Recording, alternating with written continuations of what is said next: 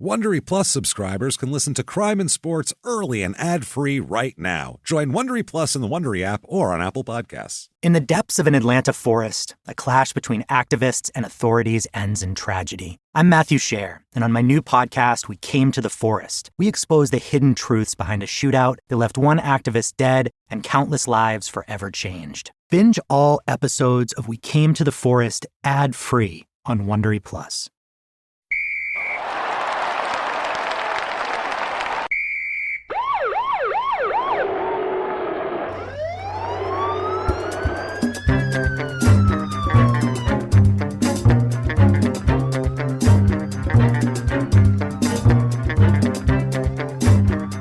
Hello, and welcome to Crime and Sports. Yay! Oh, yay indeed, Jimmy. Yay indeed. My name is James Pietragallo. I'm here with my co-host. I am Jimmie Whisman. Thank you, everybody, so much for joining us today. Yeah. We are ultra excited to be back. We had, well, I guess for some people it was a week off, but for us it wasn't because we had the virtual live show, which was like doing 5 shows basically in one. And thank all of you for making that worth it. You almost killed James. Thank you so much, everyone who joined us for the Suge Knight Spectacular.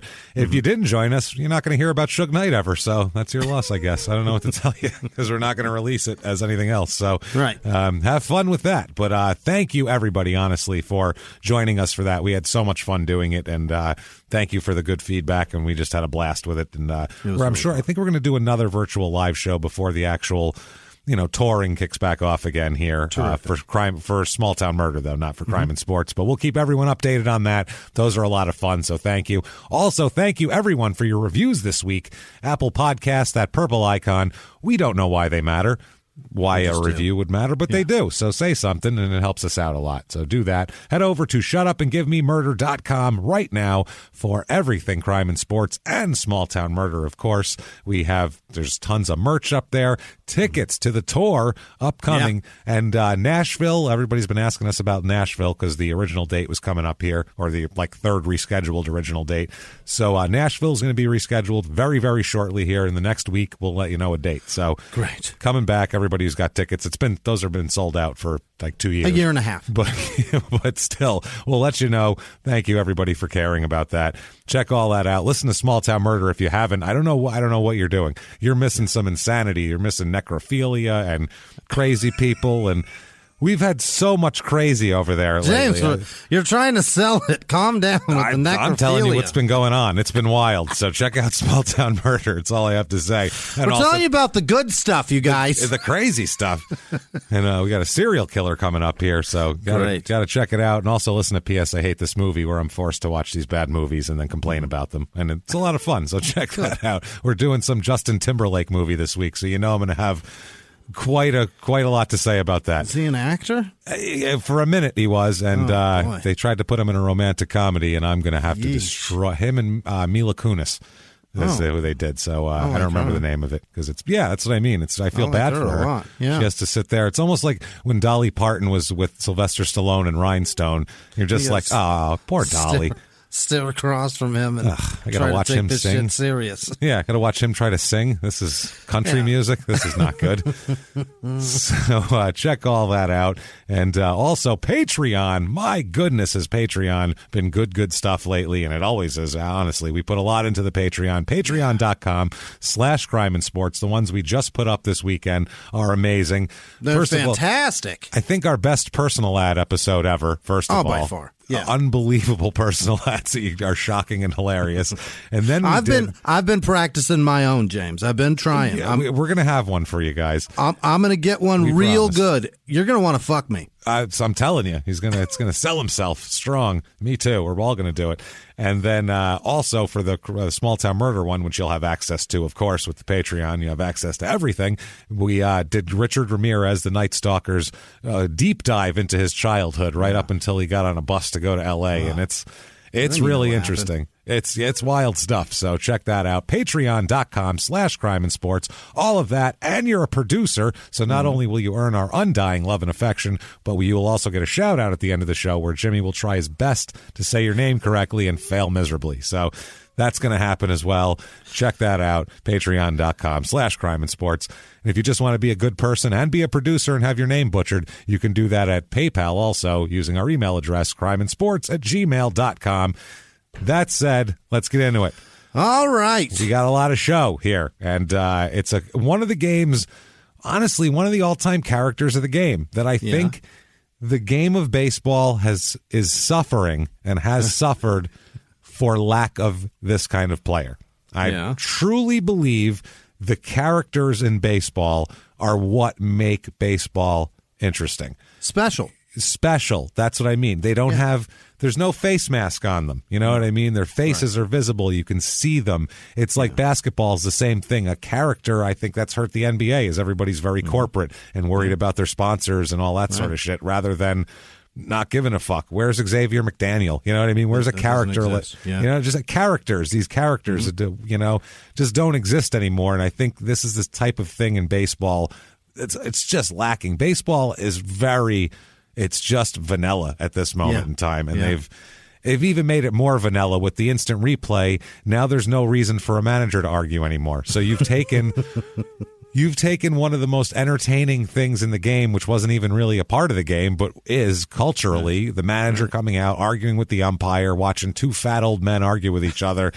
You know, somebody will freak out, throw a base, Lou Piniella and Billy Martin kicking dirt on people and shit like that. Completely gone because now they just come out and they go, instant replay. And then they watch the video and they go, all right. And they go back to the dugout. What the fuck are they going to argue about? And then worse over, a guy doesn't even throw a punch and he gets fined and suspended. That pitcher for the Phillies, I think it's the Phillies. God damn it.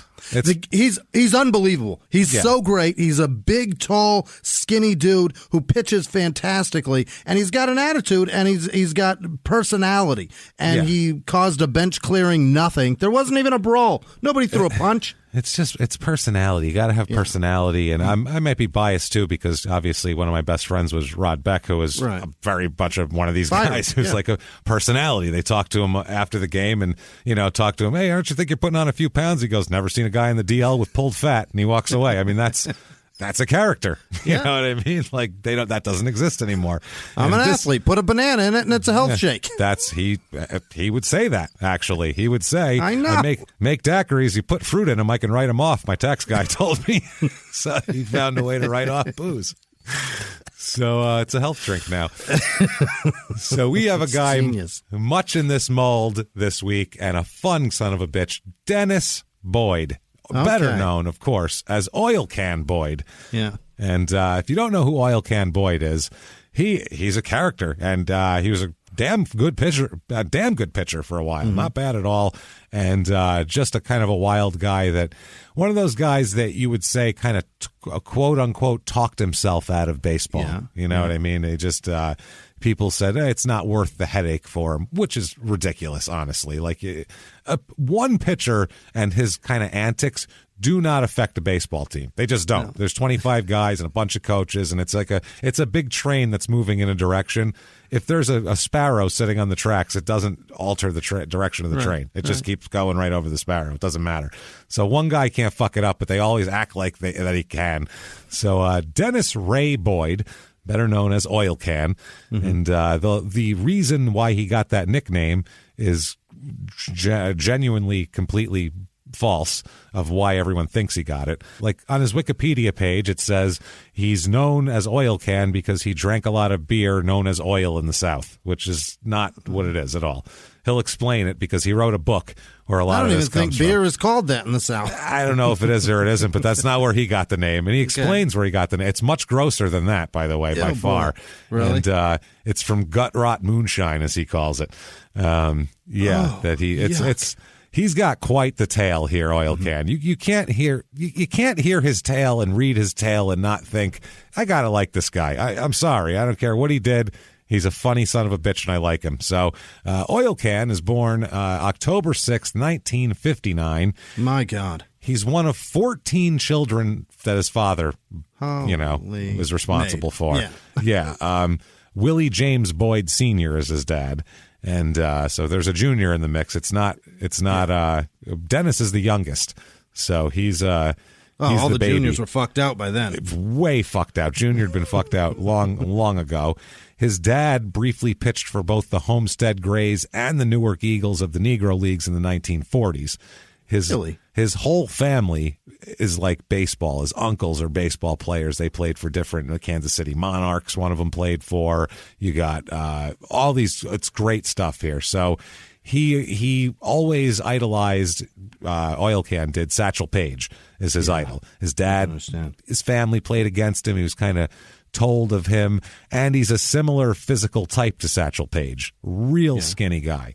Oil Can is the type of guy where you look at him and you go, Jesus Christ, he looks like a crackhead. And then you go, oh, because he's a crackhead. Okay, that's why. That makes sense. But he's like Chris Rock, New Jack fucking City skinny crackhead. Okay. Like that kind. Like he looks ill even when he's not. He's just a thin guy. He's just one of those guys, very wiry cat. So, Dennis's background is interesting here. He's from Meridian, Mississippi, which is the deep South. I'm talking, he has a connection to Mississippi burning and that whole thing. Wow. Oh, yeah. He knew the kids that were killed, and Jesus. It's an interesting story that we'll tell you in a minute. Now, Dennis is black. If you look at him, you go, it's a black guy.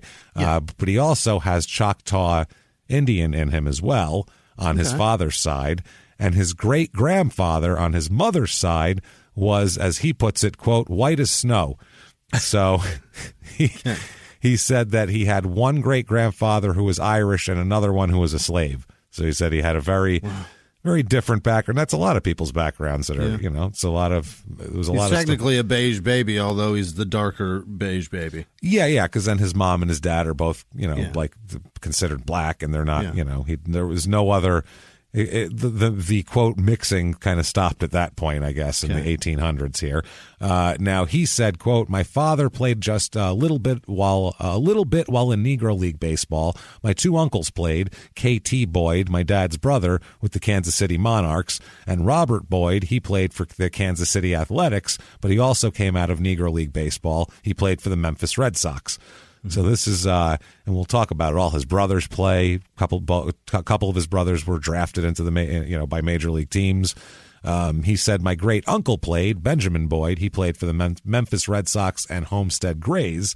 And Bob Boyd, his one uncle that he said, Robert, was the first black guy to sign with the Chicago White Sox in 1950.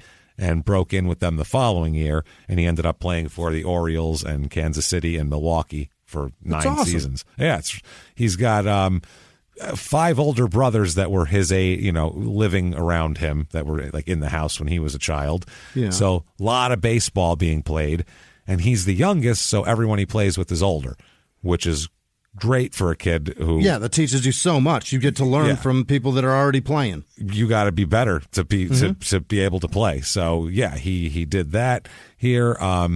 He lived 3 houses away from Roy Dawson, who's a famous Negro League pitcher as well. So he knew him and kind of talked to him about pitching. He said, quote, I've had a few cousins too. Barry Larkin is my dad's first cousin. Oh, that's awesome. Yeah, if you don't know who Barry Larkin is, if you're not a baseball fan, Barry Larkin's like a 15-time All-Star, Hall of Fame. One of the best Reds ever.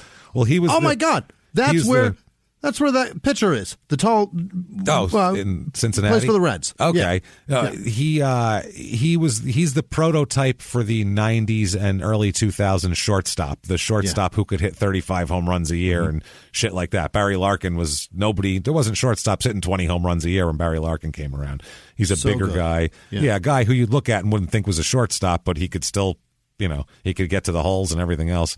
He was there with the World Series champ Reds, 90, right? Yeah. And Chris Sabo? Yeah, absolutely. Yeah, he was like one of the major cogs of that team. Yeah. He said Troy Boyd played for the Chicago Cubs and the San Diego Padres. And in minor league baseball, Brian Cole and Popeye Cole are related to him as well. So he said that one of his cousins here, Brian Cole, was on Sports Illustrated, did an article on him, and he said that he got killed. He was in the Mets organization, and he said he got killed in 2001 in a car accident coming from spring training. He said it was called The Best Player You Never Saw. That was the title of the article there. He said that Albert Pujols made a lot of comments about him and all that sort of shit, like how good he was. Now, the thing about the at the time, his dad's Willie Boyd Sr., but he's known as Skeeter. Everybody calls him Skeeter Boyd. Very Southern. Very Southern. And his mom is Girthery. Girthery. I've never heard that name. Girthare. Girthery. Actual girth in her name. Yeah, Girthery. Wow. She goes by Sweetie. Of course she does. Skeeter and Sweetie. I get why she's like, listen, I'm going to go with a name that doesn't have the word girth in it for now. Anything but that.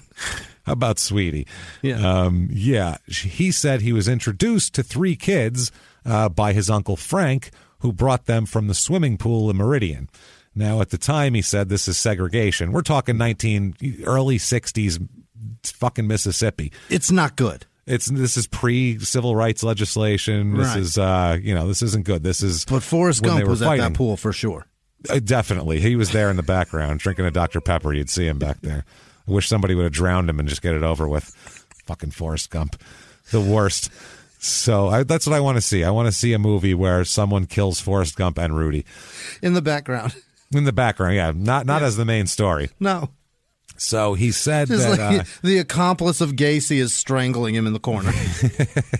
That's perfect. It's fucking perfect. So he said it was 2 white kids and a black kid. He said Michael Schwerner, Andrew Goodman, and James Chaney were there, and they were from New York but came down to protest for civil rights. Okay. This was in the summer of '64. So this is when all this is going on. This is Martin Luther King is down there. There's a lot going on. He said this is the summer he saw Martin Luther King in his church. So he got to see him preach and all this sort of shit. So he was saying it was a pretty crazy fucking time. So anyway, he said that he talked to these kids and, hung out. He was a little kid, and so they played with him and shit like that, and they were nice people.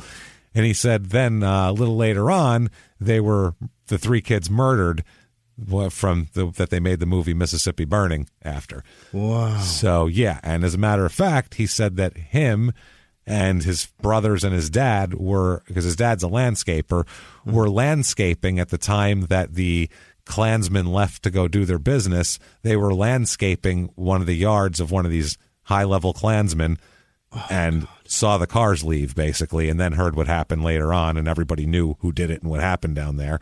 And, it was just one of those things. So he was horrific.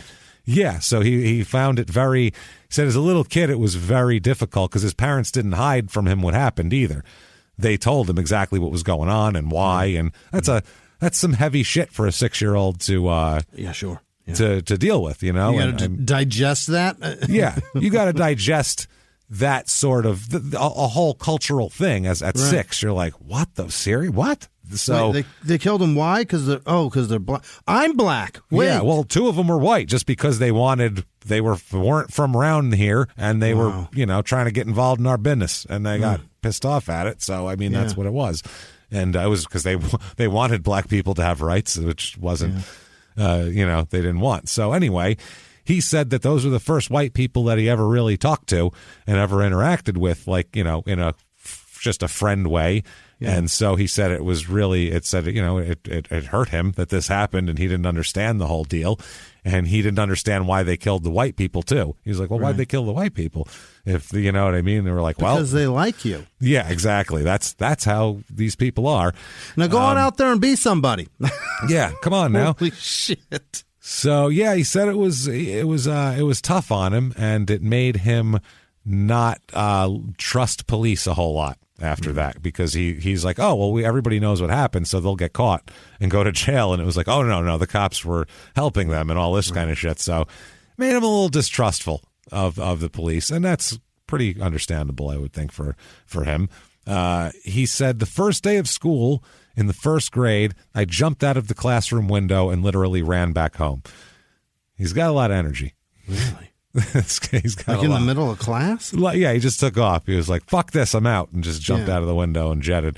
I was so used to being under my mom's care, and when she took me to school and told me I was going to stay there, it scared me to death. So I ran home until I figured out that you had to go to school. Mm-hmm. It's like, and they told me that's you have to do that. That's a thing that you need to do. Everybody else does it. You do it too. Yeah, he said he changed elementary schools in the 3rd grade. He said he had a great teacher named Miss Williams who was nice to him because he was a very sensitive kid and he cried a lot. Aww. So he needed a teacher that was nice to him. He said, quote, I was a spoiled-ass kid. I came from a lot of sisters and brothers. I wanted my way, and when I didn't have my way, I would have fits. I was just like that. They called it spoiled, but no one can really spoil black kids, not when you get your ass beat that much. Because how can I be spoiled when my dad kicks my ass every day? That's not spoiled. Wow. Yeah. Everybody else seems to be getting cars and money and clothes and stuff. That seems to be spoiled. The only currency I'm getting is pain. That's ass whoopings. Why is this spoiled? Because he would cry. Yeah. It's fucking hilarious. I'm spoiled with ass whoopings. Everyone, spoil your children. You've got so many. You've got more than all the other kids have. You're pretty spoiled. Look at you. You're spoiled rotten. I swear to God. You're limping. Spoiled bloody. Rotten. Jesus Christ. We'll spoil you bloody. Spoil you bruised. Spoil you black and blue. Black and blue spoilage. So 67, he said, was a real good year. He said they didn't have T-ball, but they had Little League baseball. And they said if you were good enough to play, it didn't matter how old you were, so you could be under the age. He said that they, it was regular kids pitching to kids. It wasn't like coach pitch or any of that shit like that. He said, but if you were good and you were 8, you're playing with kids that are 14. It's a big age difference, and it is. He said that you have to be very physical. All the kids were very much into sports, and they were real rough kids. He said a lot of poor kids, so everybody's real rough. And it's just, he said, that's what you do. He said, quote, that's just the Southern mentality. Boys are tough in the South. To get your way, you pretty much had to hold your ground. You had to be able to put up some dukes, even as a little boy. Yeah. So he said that all the kids in his school, because he came from a non-integrated school. Really? Oh, yeah. He said all the kids were very aggressive. They were all trying to get ahead, especially in sports. And, his area wasn't integrated until 71, his school. Wow. So that's a long time. Wow. That's a while.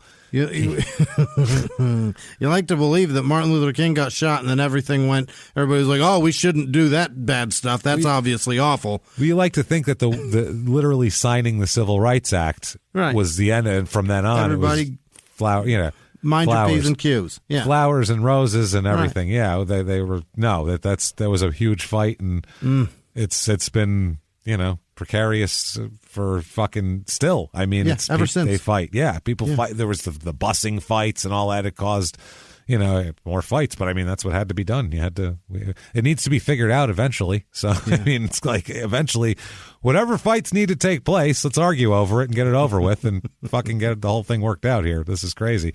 So it was around this time that he started to go to work with his dad in the summers, and he said that's when he really experienced what work was, because his dad's a landscaper in Mississippi in the summer.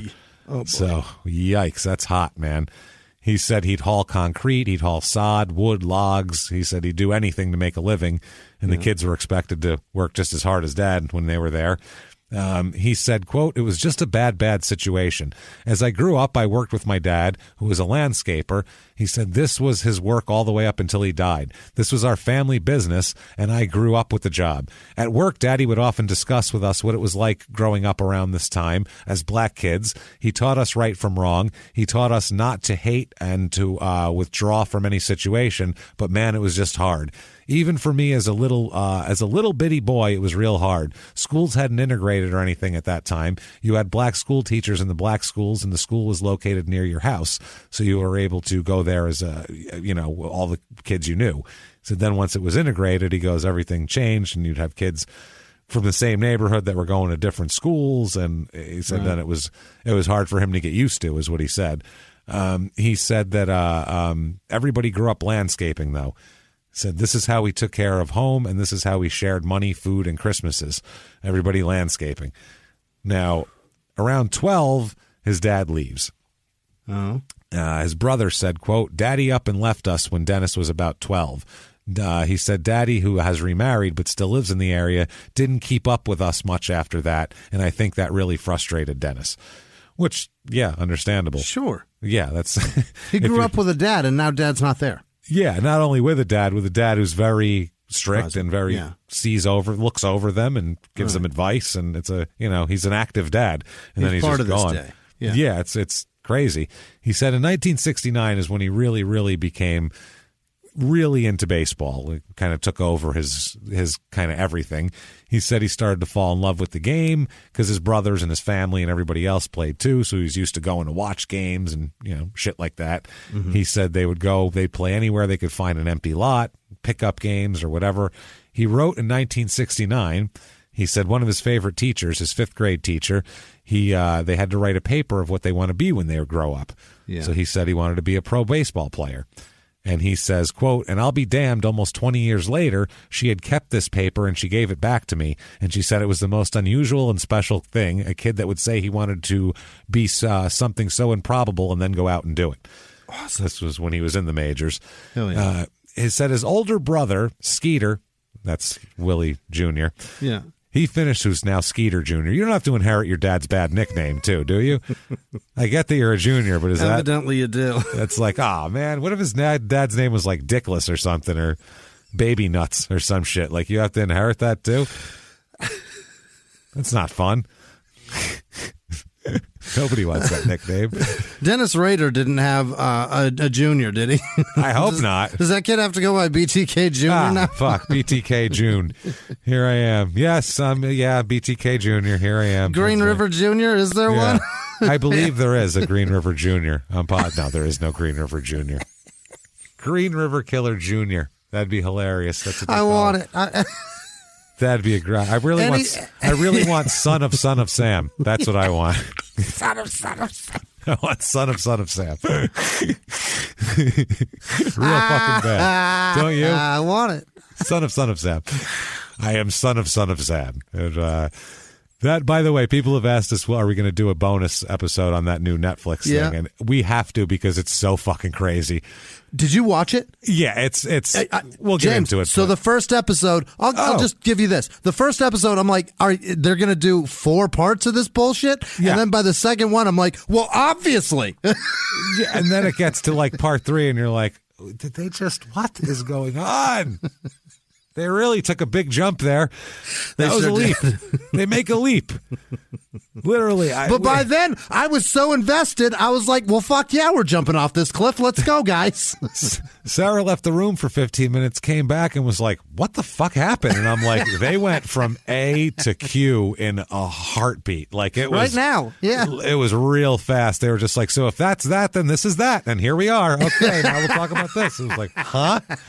We'll get into it. We'll talk about it. But I sat through it, and like, if there was a cartoon of me, my eyes were just swirling, just entranced. And I'm like, fuck yeah, I'm in. Let's go.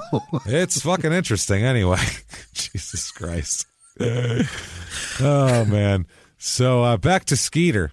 Yeah. Here, the son of Sam. Skeeter Jr. Skeeter Jr. He said that Skeeter finished school in 1969, and he said, I don't know if he graduated high school. I want to say that my daddy took him out of school, and that kind of pissed off my mama and my brother. He said, quote, he talks about to this day about the mentality that my dad had, that blacks didn't need school, that they needed to be at work. We have to put food on the table, and that was the only thing that was important. He came from a different time. I mean, his dad was from a different time in a different era. Like the movie The Help, it's the same thing. Well, yeah, but that's also, I mean, if you've ever met fucking immigrants, they're the same way, though. Anybody, my grandparents weren't going to fucking tell me to, especially the one from Italy, she's not going to say to do anything. They would have said, go to work. What are you doing? Get a job, obviously. Yeah, work and make money. That's how you. Then you just save it up and forever, and then you put it under your mattress and in the walls, and because you don't trust banks, obviously, because Mussolini took over in 19 fucking whatever. That's the mentality we're dealing with, and so I mean, it's every the same day type you're of in thing. school, you're wasting money, James. That's yeah. So he said, my dad knew his boys had great baseball talent, but no man believed that his kid was going to the pros. Even though Jackie Robinson had gone to the major leagues, my dad wasn't under the illusion that other black kids would be going unless they were like Jackie, which we weren't. So, yeah, he said, my brother Mike was the inspiration that got me into the major leagues, he said. His story, he said he was very bitter about Mike's career, because he said that he said his brother was amazing. He says, quote, he was like Bo Jackson and Dave Winfield. Those are like two of the greatest athletes to ever play the game of baseball, just pure athletes and great arms and power and speed and everything here. He said he was a mixture of about 5 or 6 guys all in one, and he was as strong and quick as all of them, and he probably had the greatest arm that I've ever seen, and I've played Major League Baseball. I've seen some great arms in the pros and before and after my tenure, and I still haven't seen an arm like my brother Mike's. So, he said he was something like 19-2 in his senior season. His team won the state championship, and he said that he had good stats, 95-mile-an-hour fastball, and he said that he was drafted by the Dodgers in '73. He said, but he never got a contract. He says, quote, because he got a white girl pregnant. Mike was my inspiration, but Mike lost his career, and he lost it because the schools were integrated. White girls wanted some black boys, and they didn't give a damn what happened. A lot of them got kicked out of their own homes. Mike got the girl he was seeing pregnant in '71, and my nephew was born in '72. His name is Michael, and he had to be raised in our house with us because the girl's parents didn't want the baby. That's the bottom line. Unbelievable. So, yeah, it's a different time down there, man. Mississippi and wow, that's just different. He said the Cardinals drafted his brother Don in '73 also. Mm-hmm. So 2 of his brothers, which is, I'll give you some confidence. Skeeter's got baseball jizz. Oh, my God, him, all his brothers. Yeah. Damn, there's baseball jizz coming out everywhere. He said that he signed a contract to play with the Cardinals. Don did. And he said that he was pretty decent, but I guess he got released that year. So that was that. He got released in rookie ball. He had a coach in high school, he said, that was the guy who really taught him the game from a mental aspect. Coach Marchant, he said that his dad and all of his dad's brothers were illiterate. He said they were all illiterate. They didn't really go to school much. They played some baseball and they landscaped, and they just, that's what they did. He said, so, quote, they passed the game down to us physically. They couldn't pass down the knowledge of how to play the game, which I don't think that's correct anyway. Maybe they couldn't write it down, but they could fucking tell you about it. They know how to play the goddamn game if they played pro ball. Whether or not you can write your name doesn't matter. Dexter Manley proves that. That's what I'm saying. If you can, especially in baseball, you don't even need to read a fucking playbook. If you're a pitcher, you need to know one.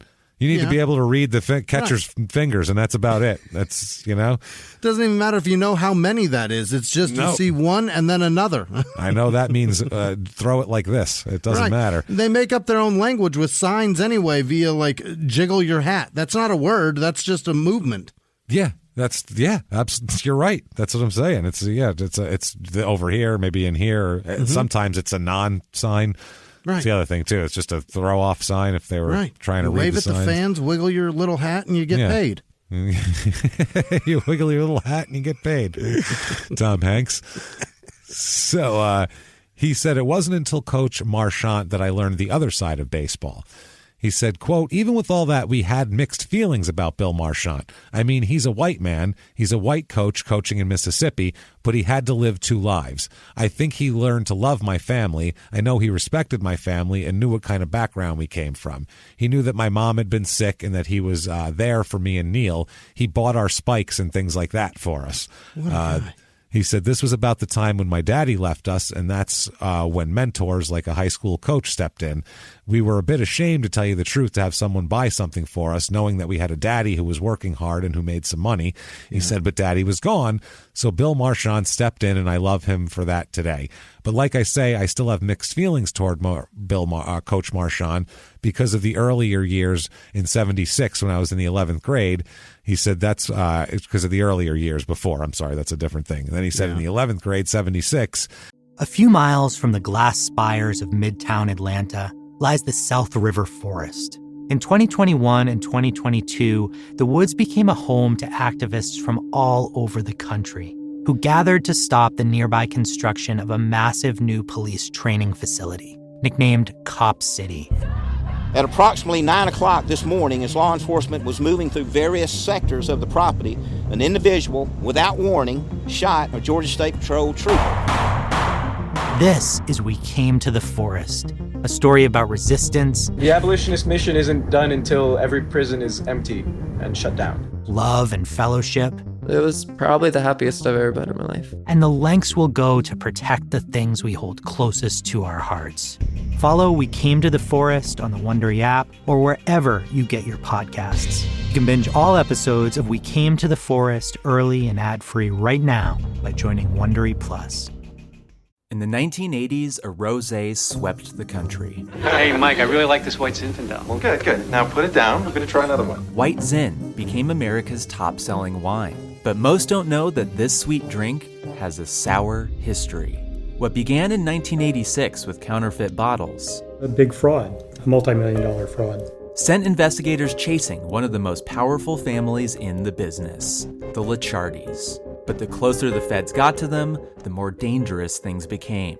It's a story of deceit. At the time, I was paranoid. Threats. You touch my kids, I will kill you. And murder. With a .22 caliber bullet to the head. What started with a scheme to mislabel wine spilled into a blood-soaked battle for succession.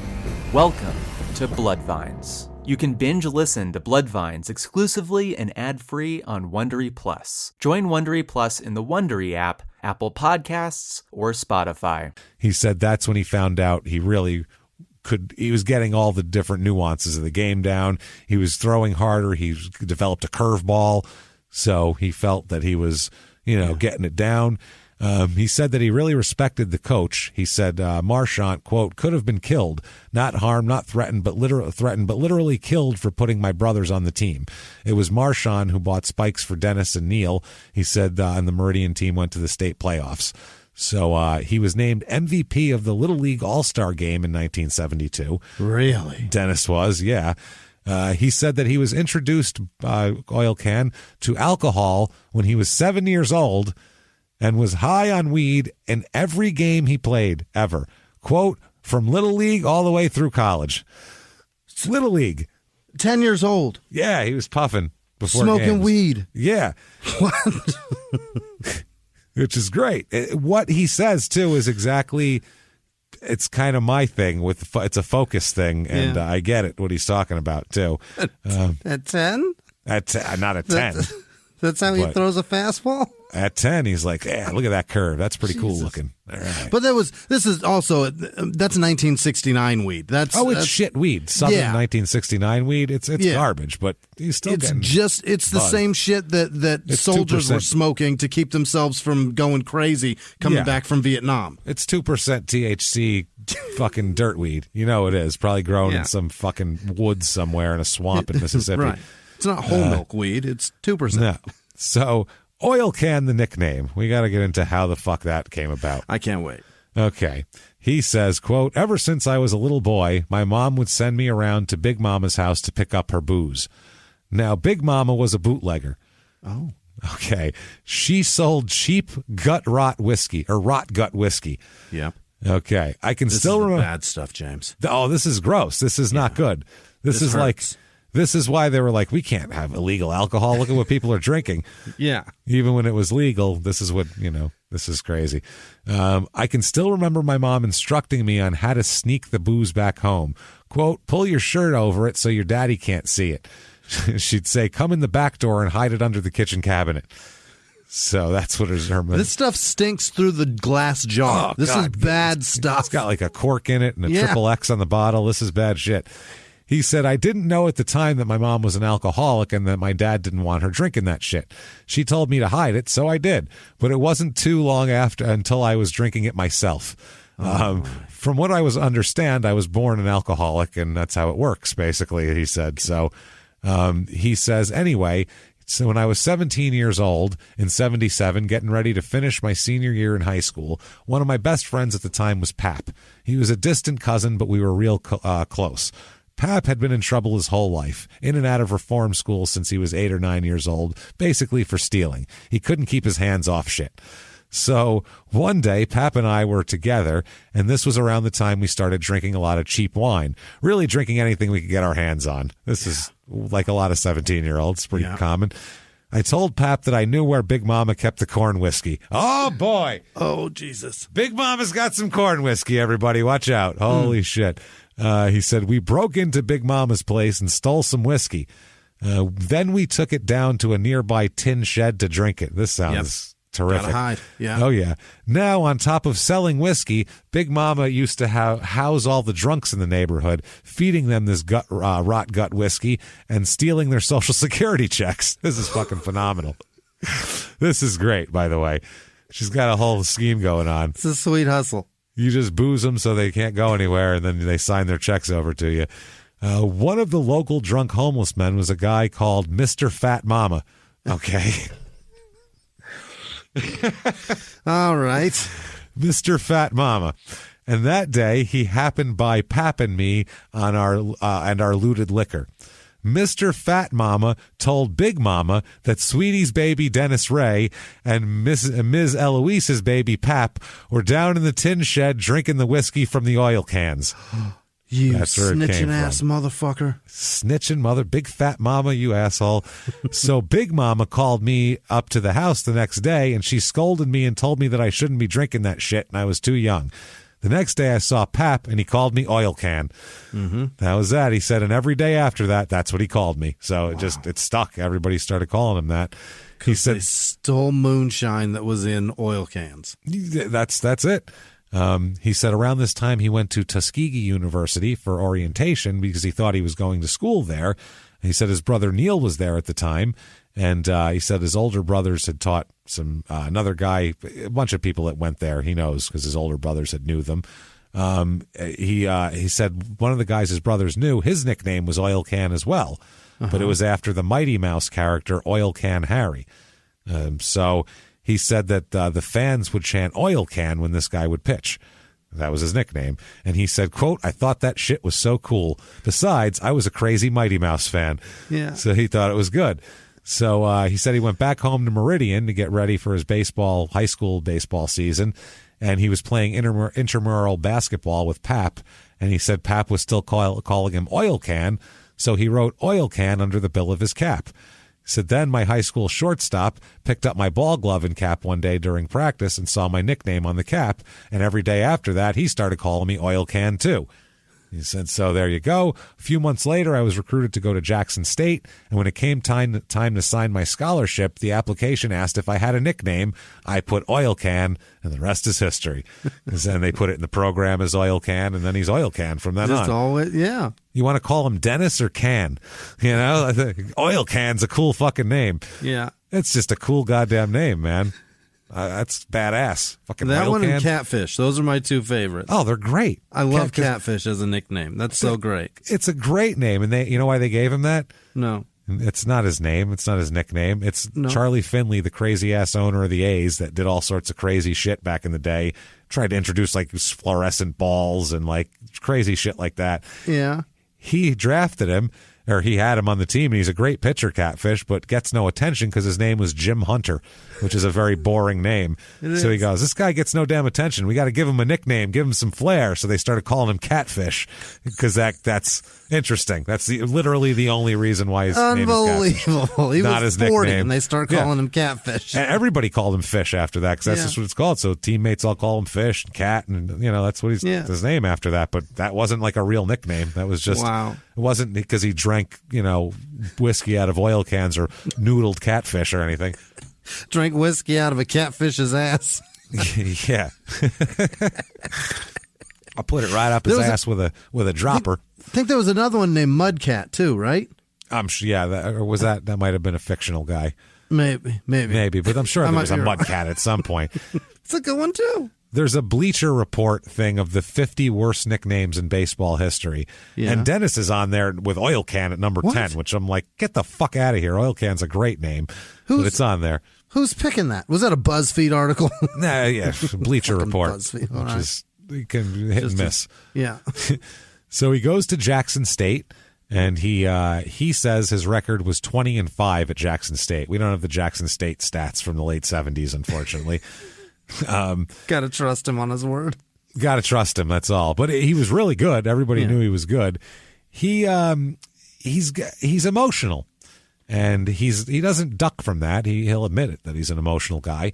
He says, quote, I went to the school psychiatrist when I was 12 because of my tantrums. Those tantrums almost cost me my career, too. In the summer of 1977, before going to Jackson State, I struck out 17 batters in 7 innings in a semi-pro game at Meridian. I had a no-hitter going. The umpire missed a pitch for a walk, and the next guy hit a double that scored him all the way from first. I told the umpire that it was his fucking fault for that. He threw me out of the game because you can't swear on the ball field. Right. Quote, I went wild. I took my uniform off and left the park in my underwear. Which is another... Down? He did that later, too, at a certain point in the majors. I sat in my daddy's car crying, kicking, cussing, and fussing.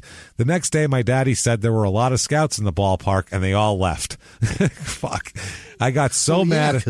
They're looking at a child in his underwear now. Yeah, I was screaming and crying in his underwear for getting thrown out of a game. He said that I got so mad at him telling me that I walked 20 miles from that pasture all the way back to Meridian. I misunderstood him. I thought my daddy had told me I would never make it to the big leagues because I was too hot-headed. But he was just saying, don't be so hot-headed because you know, or at least be careful of who's in the goddamn crowd. But did he do this 20-mile walk in his underwear? Yeah, I assume so. Jesus. Yeah, he tore his uniform off. Just Dennis just oil can walking 20 miles through a dusty backwoods Mississippi area with in his underwear. Just whitey tighties kicking. Crying with his cup on, I figure. You know, he took everything else off, but he left his cup on with this thing going on. He said, quote, my sophomore year at Jackson State, I put on my worst display ever playing at the University of New Orleans down there. Mm-hmm. It was an all-black team against an all-white team. Obvious which one he's on, clearly. Yeah. And they're yelling, N-word, N-word, N-word. Wow. And I'm going crazy. This New Orleans player runs across the mound and calls me the N-word and a hot dog. So I chased him to the first base line and fought him. They didn't throw either of us out, and the next inning he hit a blast off me. He was running around the bases, shaking his fist, and it made me so mad that I let him beat me that I just lost it. I went so crazy, I took my hat off, and I started undressing on the mound.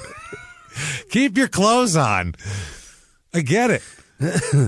Listen to this. I don't know. He's got a certain thing when he gets mad. Listen to this quote because you'll hear it again later. I went, blah, blah, blah. I got so mad that it felt as if my clothes were burning up. He'll say that again later on. That's just a thing. You hit a home run off me. I swear to God, I'll strip. I swear I'll take my dick out and really scare you. Tell you what. He said, I was that mad, madder than they saw me in Boston. That's a foreshadow for later. Uh-huh. And they wonder about temper. I went off the mound and threw my spikes into their dugout, and I came off the field again in my underwear. Jesus Christ. My teammates looked at me like I was crazy. Stay away from him. Coach Brady kept yelling at me. This was the biggest game of the season, and you act like that, like a spoiled baby? Then I fought my brother Neil right there. I just want to win. Too bad sometimes. Yeah, I get what you're so upset about. That makes sense. But they're obviously doing it to get in your head so you'll come out of the game because they have a hard time hitting you. So if you get so mad that your clothes are on fire and you rip them off, throw your spikes in the other dugout, then fight your brother, I feel like maybe you didn't take it the way you can't make that up. That's just that's crazy. Then I fought my brother Neil. That's just like, what? What would make you do that? So obviously he's a hot commodity in the 1980 draft coming up, clearly. I want him on every team that I organize. That's what I'm saying. So the 80 draft, number 1 draft pick overall, Jimmie. In 1980? 1980. John Elway. Close, though, honestly. John Elway did get drafted by the Yankees. But no, number 1 overall, Darryl Strawberry this year. In 1980? 1980. It took him about 5 years to get up to the bigs. And he was a kid out of high school, though. He was fucking 17 years old. He was... Wow. And Chuck, we'll do a Strawberry episode, obviously, but man, what a talented motherfucker he was. Other guys that made it to the majors from the first round, Darnell Cole, Cecil Espy, Kelly Gruber, the Brewers third baseman there for a long time. Jeff Reed, Dennis Rasmussen, the pitcher, Glenn Wilson. Let's see, Terry Francona, the manager and everything. He played for a long time. Also, author of Moneyball and longtime GM of the Oakland A's, Billy Beane, drafted in the first round by the Mets as well that year. In the same year that Darryl Strawberry was drafted. Yeah. And he talks about it in the book, how that really fucked him up, that they were drafted in the same year, and he saw Darryl Strawberry and was like, holy shit. Yeah. Wow, I'm not as good as that. Holy God damn it. That guy's a fucking monster. Later on, guys, in the draft here, Tim Tuffle, Dan Plesac, Dave Miley, Danny Tartable, Doug Drabeck, Ricky Horton, Joe Orsulak, Randy Reddy, Lloyd McClendon, another manager there, Eric Davis, one of the all-time fucking greats. I had all these cards in 1990. That's totally right. All the score. Yeah. Dave Magadan, Terry Steinbach, Jim Eisenreich, Darren Dalton. He is out of his fucking mind now, by the way. Talking about aliens and shit. Oh, he's out of his fucking mind. Phillies, right? Phillies, yep. Yeah. Chris Sabo, Rick Aguilera, Walt Terrell, and in the 16th round, 414th overall, the Boston Red Sox choose Oil Can Boyd.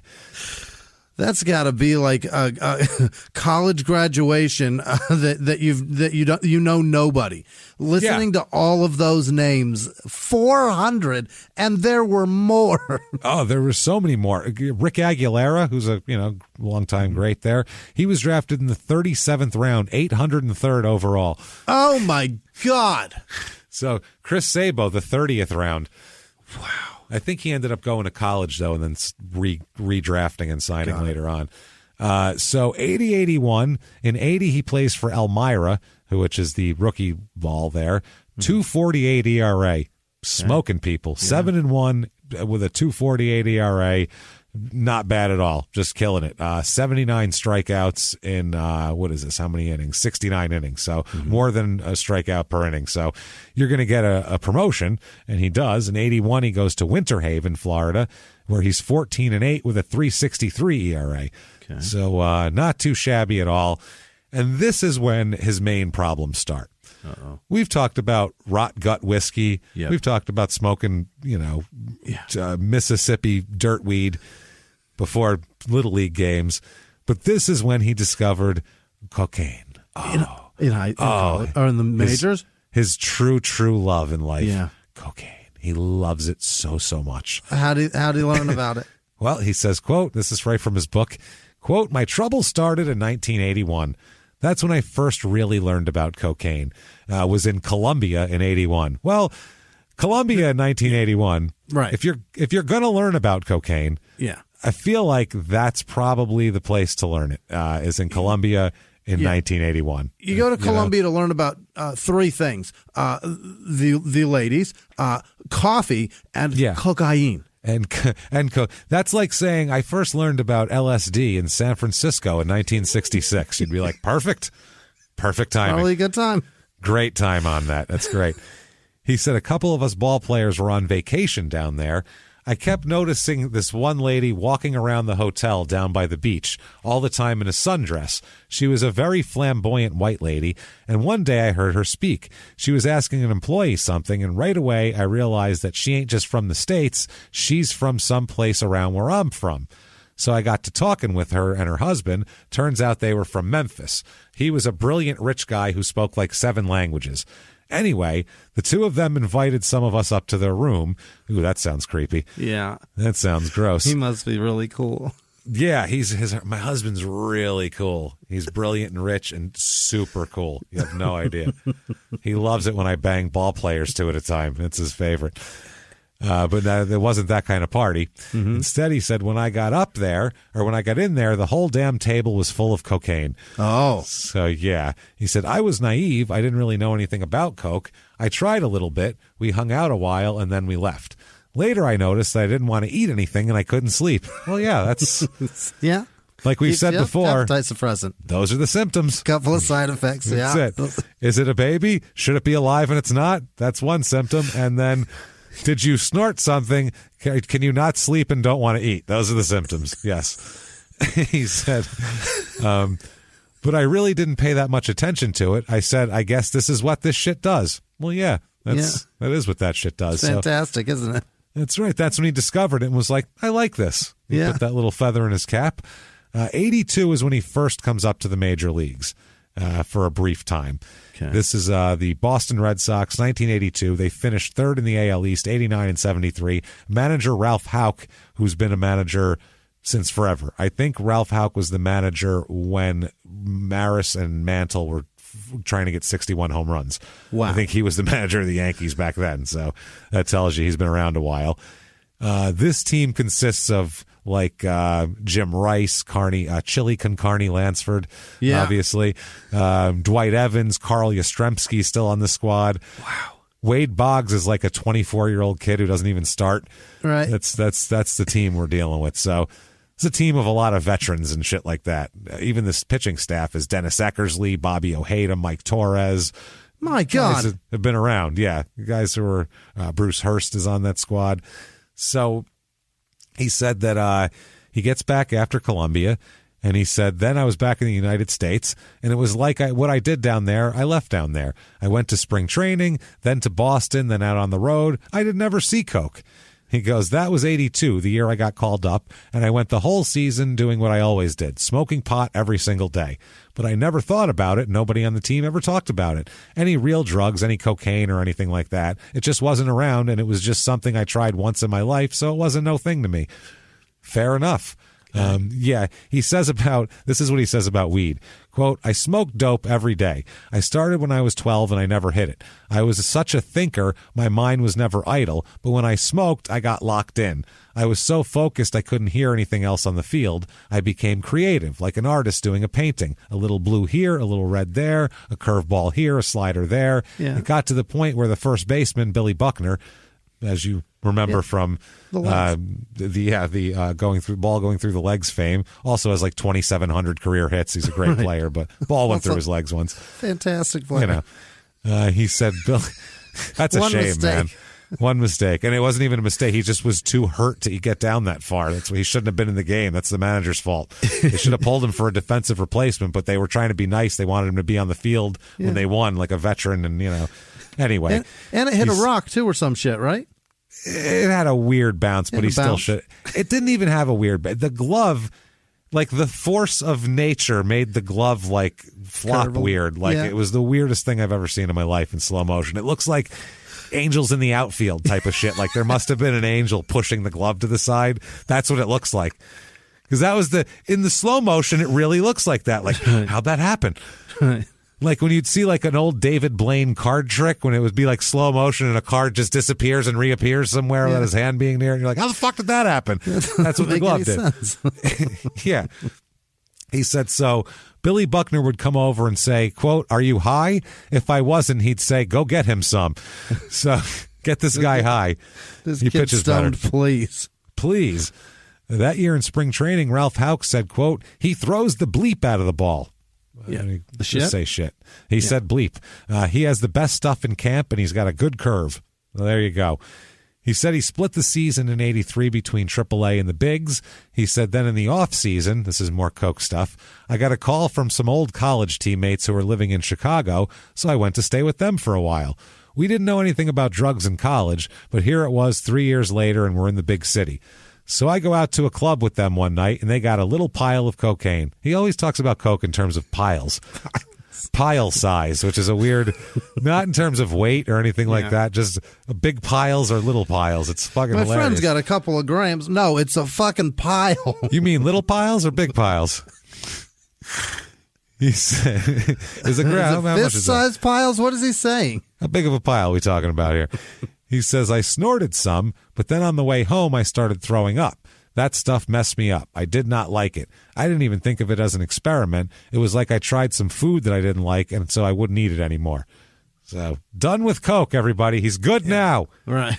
Good now. He got just sick from pancakes, and now Mabel turns his stomach. I can't even smell it, he says. I just can't smell it. He says, after Chicago, I went back down to Mississippi where I got together with Karen, my future wife, and put her upper with a lot of shit.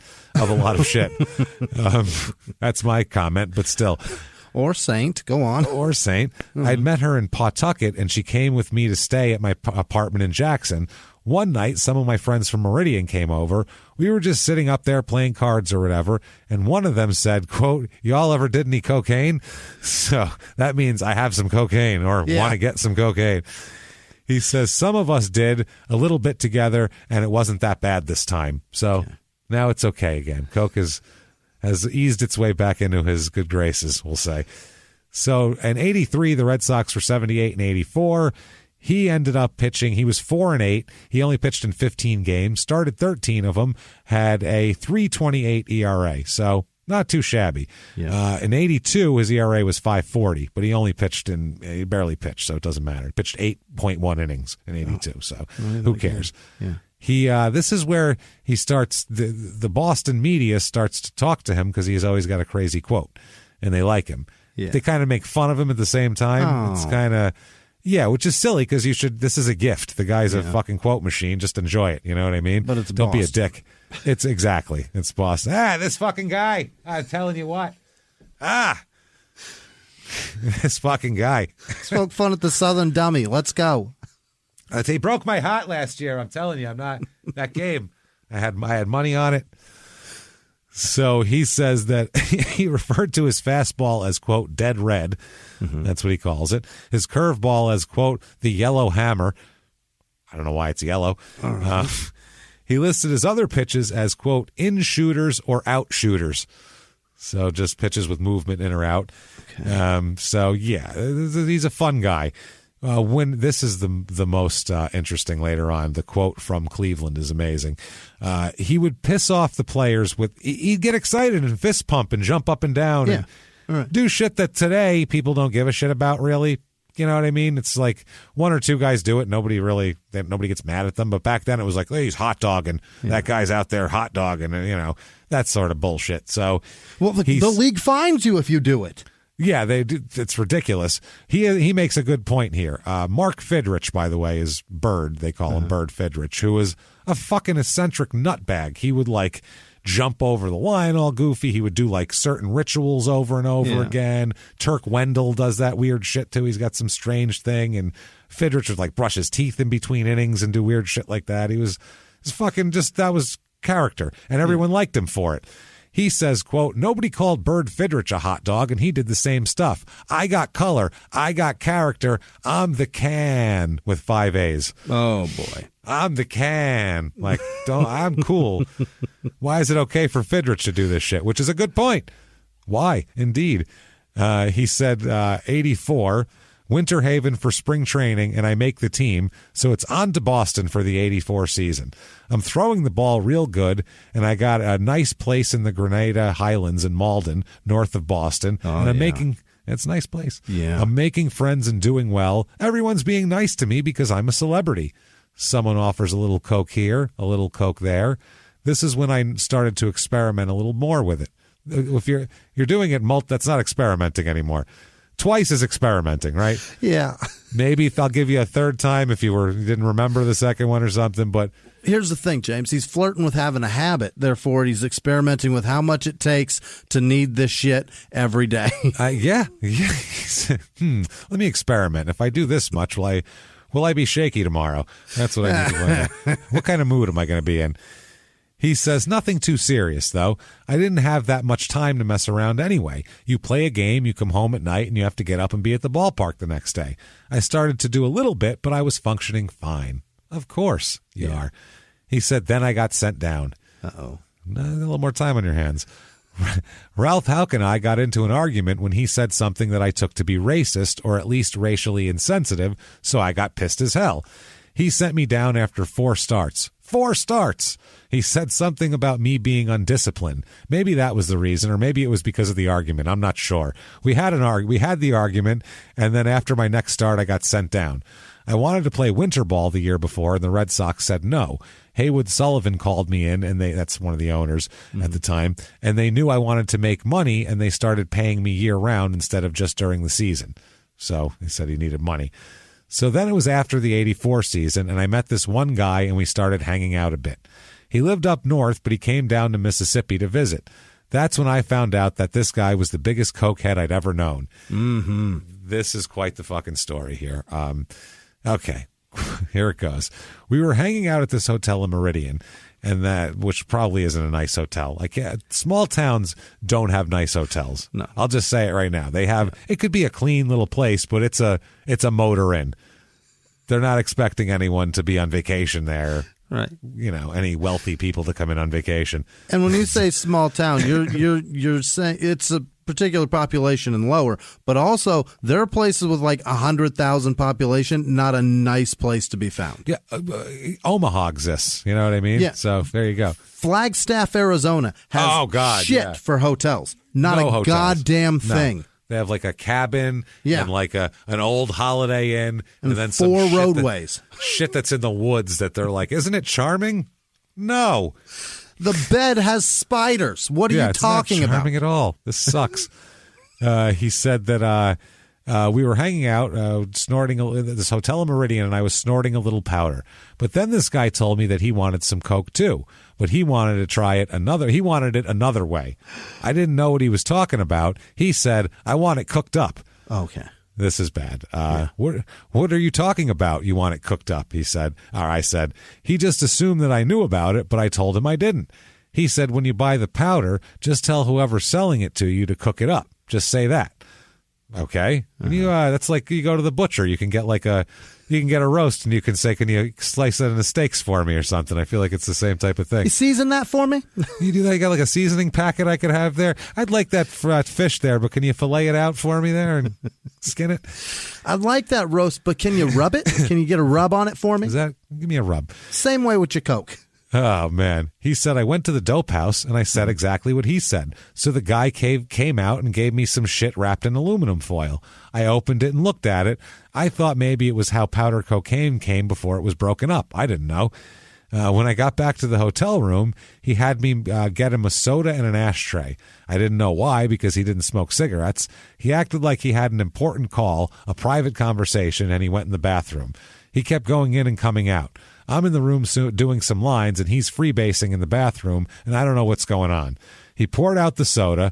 I know all this stuff now, and made a pipe out of the can, which we've all done with weed before. You make the carb at the end, you poke some holes in the top, and you smoke an awful bowl that tastes like Dr. Pepper, and that's what you get. So, and aluminum.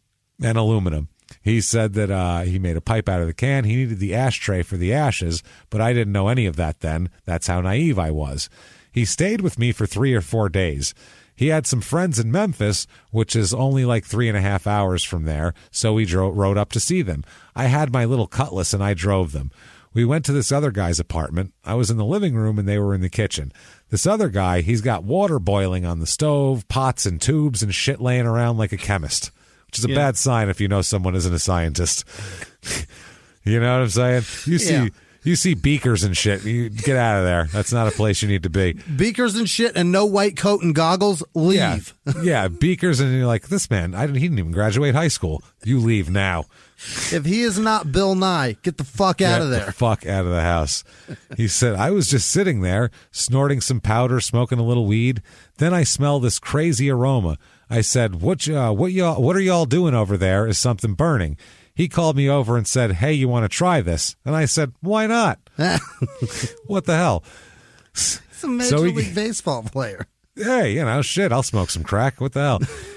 So he gave it to me. As soon as I hit that pipe, I ran to the bathroom and started throwing up. I could hear this guy laughing and hear the other guy saying, oh, he's got young lungs. He's young. So I came out of there, and man, I was feeling messed up. Hey, you were smoking crack. That'll happen when you're smoking crack. With your young lungs. With your young lungs. Get your young lungs over here and hit this crack rock, will you? He said we were driving back to Mississippi so he could catch a plane out of Jackson. He was still smoking as we went down the highway. Jesus. He's breaking off pieces and smoking them, and I'm driving, but he's real quiet over there. He'd talk a bit now and then, or every now and then, but he seemed real tired. I noticed that his tie was loose and he was sweating. He kept telling me, don't speed, drive slow. It hadn't even really dawned on me that we were doing something illegal. Yeah. Smoking crack while you drive is illegal. None of that sounds... I can't believe people hear that and go, I want to try crack. Well, yeah, you have to be What's the allure? But it's like you don't see like a dark, dirty lake and go, I don't know who wants to jump in the middle of that. Well, obviously they don't want to go in the middle, but the shore looks harmless enough. I can see the bottom there, so you wade in a little bit and you wade in, and the next thing you know, you're in cracky shores, and you're out in the muck. You're in the muck in Crack Lake. It's not good. Oh my God. Jesus Christ. He said, all of a sudden, I realized that we're both high. I got some weed and some powder on me, and this guy's freebasing in the front seat. Now I was scared. Yeah. The appropriate reaction, probably. This is when he realized he's in too deep. Yeah. Oh, shit. This is a lot going on right now. I was just trying to party. Fuck, man. He says, quote, I almost missed my wedding. That's good. That's what you want to do. I got so fucked up the day of my wedding that I almost didn't make it. Jesus, man. December 31st, 1985, a friend of mine came by to see me and we went riding. I was getting married at about 4 or 5 that evening, and we just started getting high early that morning. We got high all day, all the way up till the time I had to put on the tuxedo. I was so messed up that my friend had to dress me. I couldn't even put on my own tux. Wow. Behind the closed doors of government offices and military compounds, there are hidden stories and buried secrets from the darkest corners of history. From covert experiments pushing the boundaries of science to operations so secretive they were barely whispered about. Each week, on Redacted, Declassified Mysteries, we pull back the curtain on these hidden histories. 100% true and verifiable stories that expose the shadowy underbelly of power. Consider Operation Paperclip, where former Nazi scientists were brought to America after World War II, not as prisoners, but as assets to advance U.S. intelligence during the Cold War. These aren't just old conspiracy theories. They're thoroughly investigated accounts that reveal the uncomfortable truths still shaping our world today. The stories are real.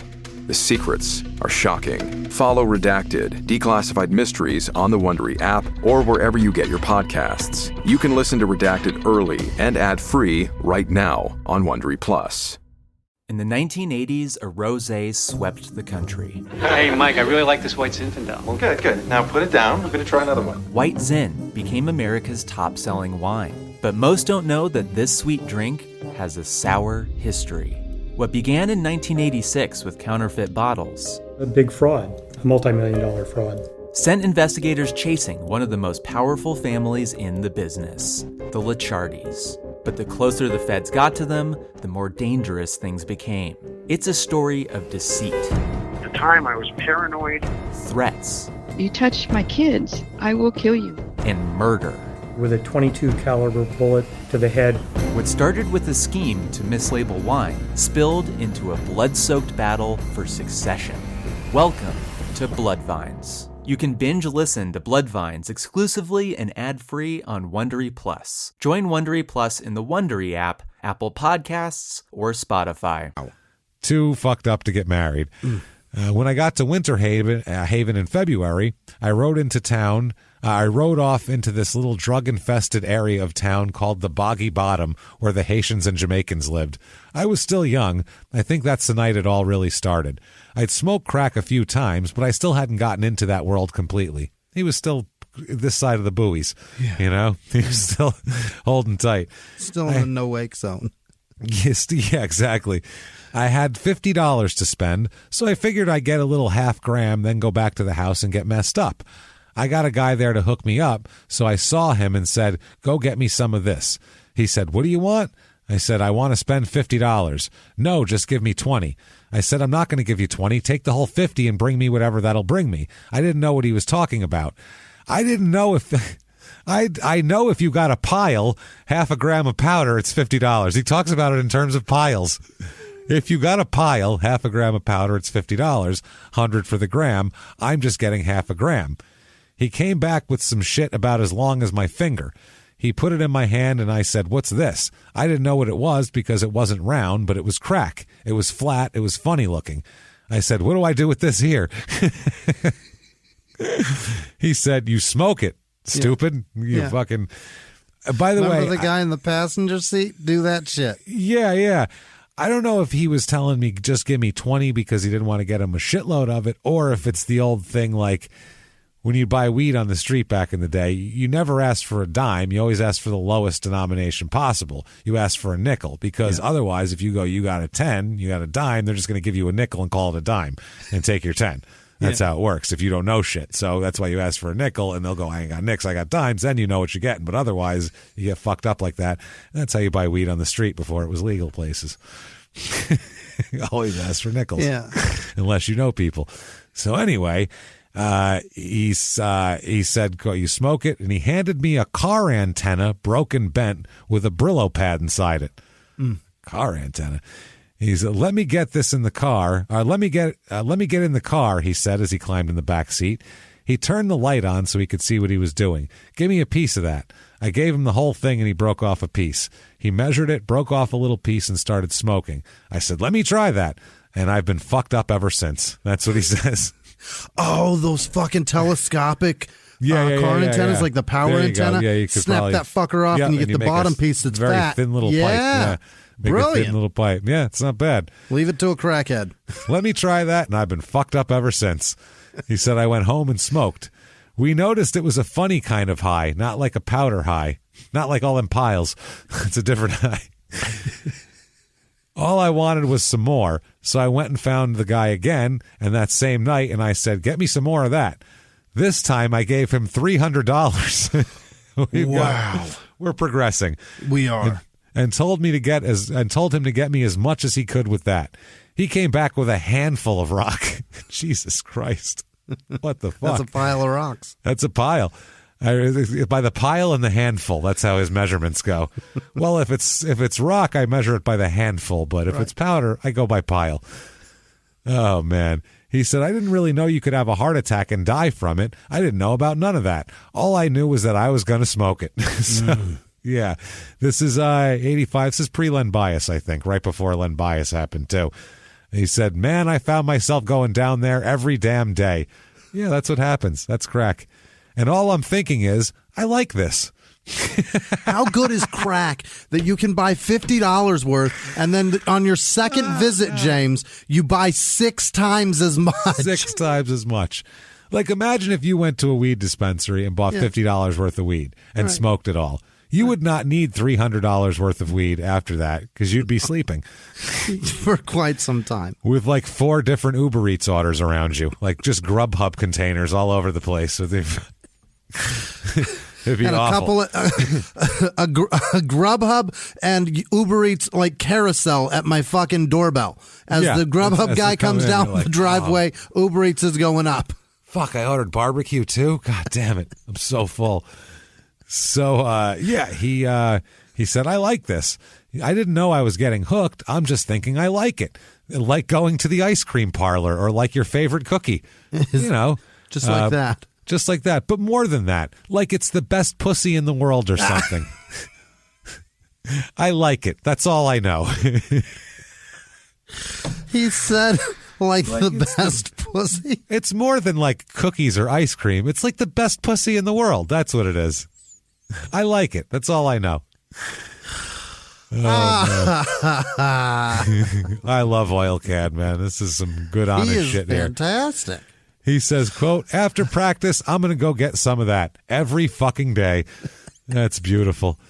He said, eventually some folks started to notice that I was losing weight. He's a very skinny guy. He's 6'1", 150 pounds.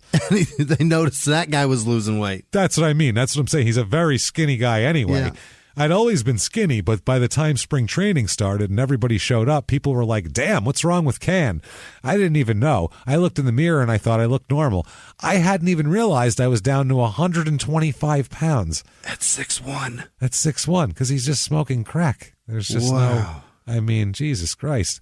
The 84 Red Sox, by the way, he has a 4.37 average, 4.37 ERA, 12-12 record this year in 197.2 innings. So this is his first. He gets 26 starts, kind of his first almost full-time major league season where he kind of gets your feet under you and that sort of shit. So he that's under Ralph Houck again. 85. Team goes 81-81 that year. John McNamara comes in now. And he's got some problems with other players sometimes. Especially, here's There's a couple of them here.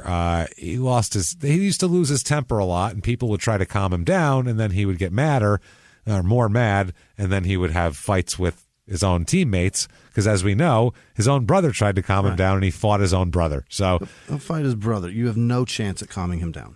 Yeah, it's not personal. You just can't calm him down. Right. One time, he and Jim Rice became embroiled in a match. If you've never seen Jim Rice, he's a big fucking guy. Right. Like, he's one of these guys that would have like the tight uniform top, and you'd see like his fucking pecs bulging. He's just a big, strong 40 home run a year kind of guy, and not a guy that oil can boys should be physically having a tussle with. We'll put it that way. They got in a shouting match, and Boyd fucking Can got so mad he challenged Rice to a fucking fight. And Rice was like, I'm not fighting a 125-pound guy. I'm 220, and I'm going to, get the fuck out of here. So, but Jim Rice tries to help him out later, as we'll talk about. So, 85 season, he goes 15-13 with a 3.70 ERA. That's he's getting better. Good. Yeah. That's damn good. In 272 innings, which you will never see that again in baseball. No one will ever let a pitcher throw 272 innings again. That was common back then, but now it's, taboo. Forget it. You never have it. Yeah. 200 is like, oh, man, you're pushing the guy. So he made $177,500 that year, and he spent $182,000 on crack. No, I don't know if that's true, but I'm sure it's close. So $300 every day. It's a lot. So the 86 season, he says, quote, I was working out every day, throwing and running and everything, and when I'd get through working out, I'd go eat at Mrs. C's Soul Food. Then I'd walk right out her back door, down the alley, and score. So everything's going great. At least he's eating. At least that's what I'm saying. He's figuring out to eat before he doesn't want to eat, which is smart. I'm not going to want this later. I better eat this now. He says, then I'd walk right out her back door on the alley and score, right out of the restaurant, all the crack in the world. Right out of the restaurant, all the crack in the world. That just sounds like it's like an advertisement for Disneyland. He said, my food didn't even get a chance to digest before I was smoking. Then I smoked all day and night until the next day.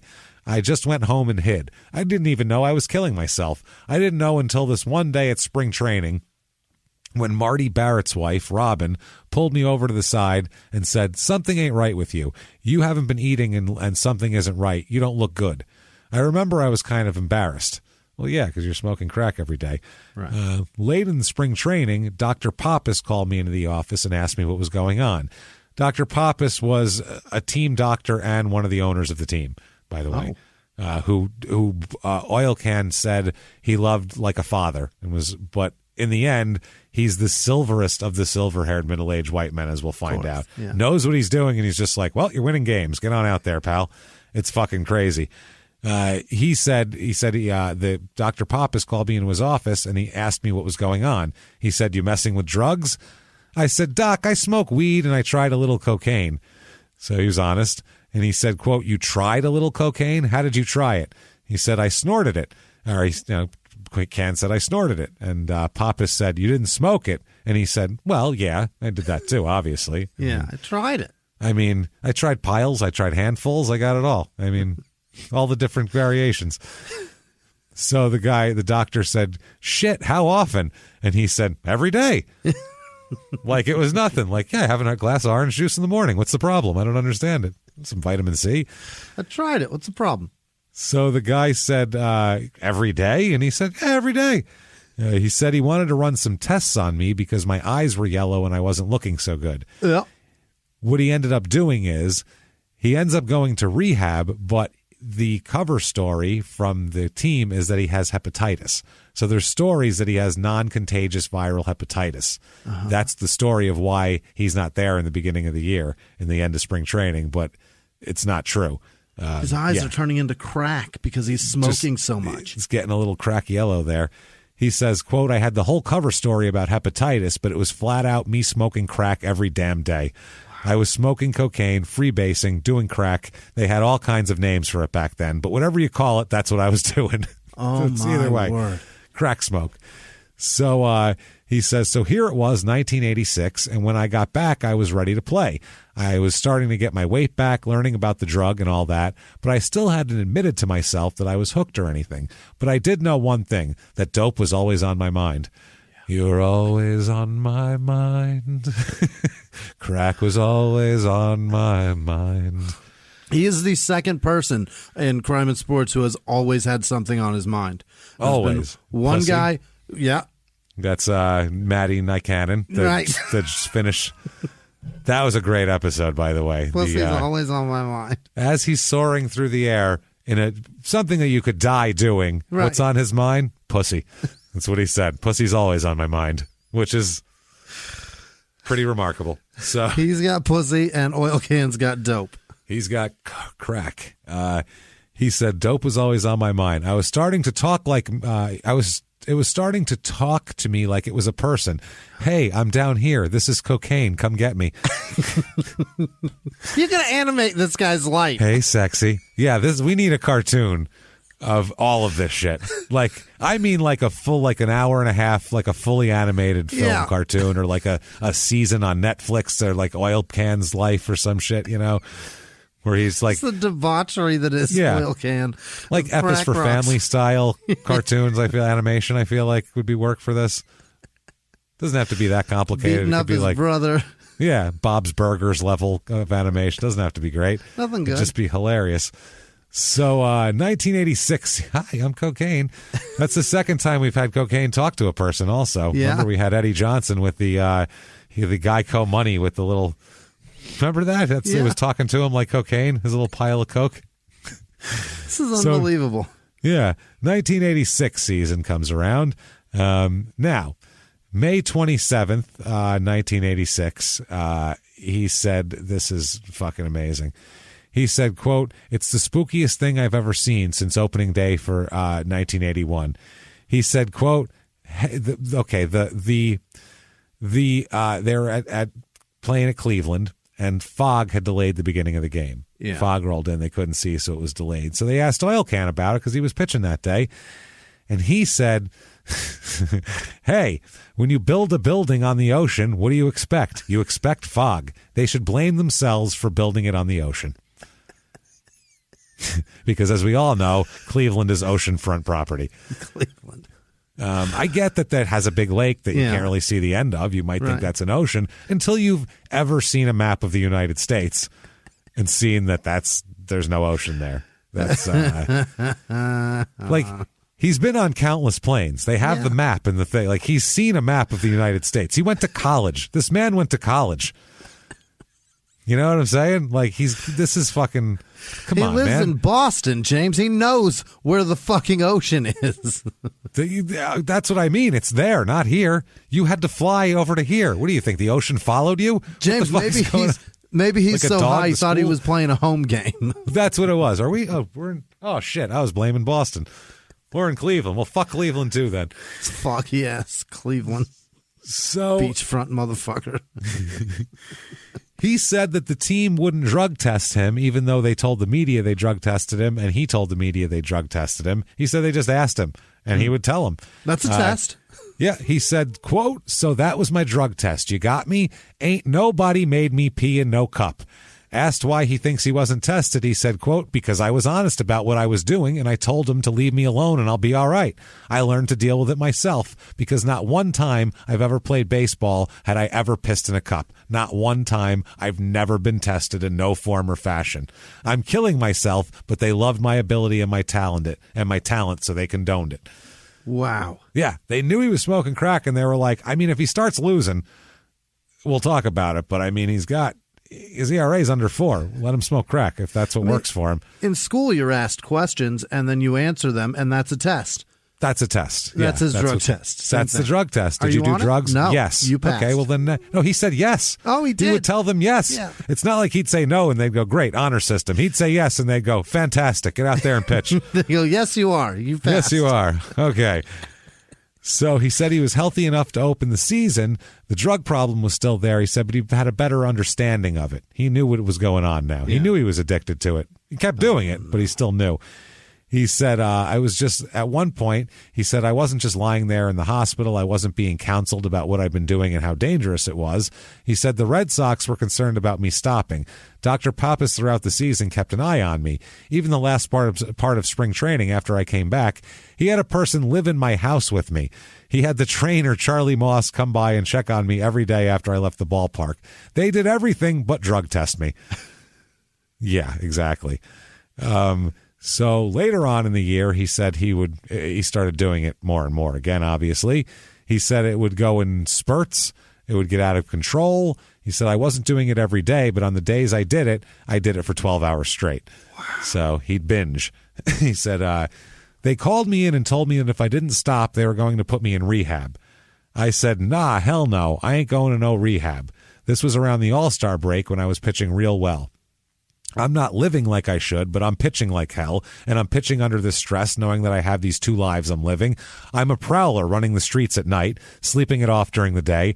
Then I'm a major league pitcher at the ballpark. All of my teammates at one time or another came to me and said, get your rest tonight, at least one of them every day. I was concentrating and maintaining because I knew I had to pitch well with me living like I was living. Yeah, if you're living like that, you have to pitch well.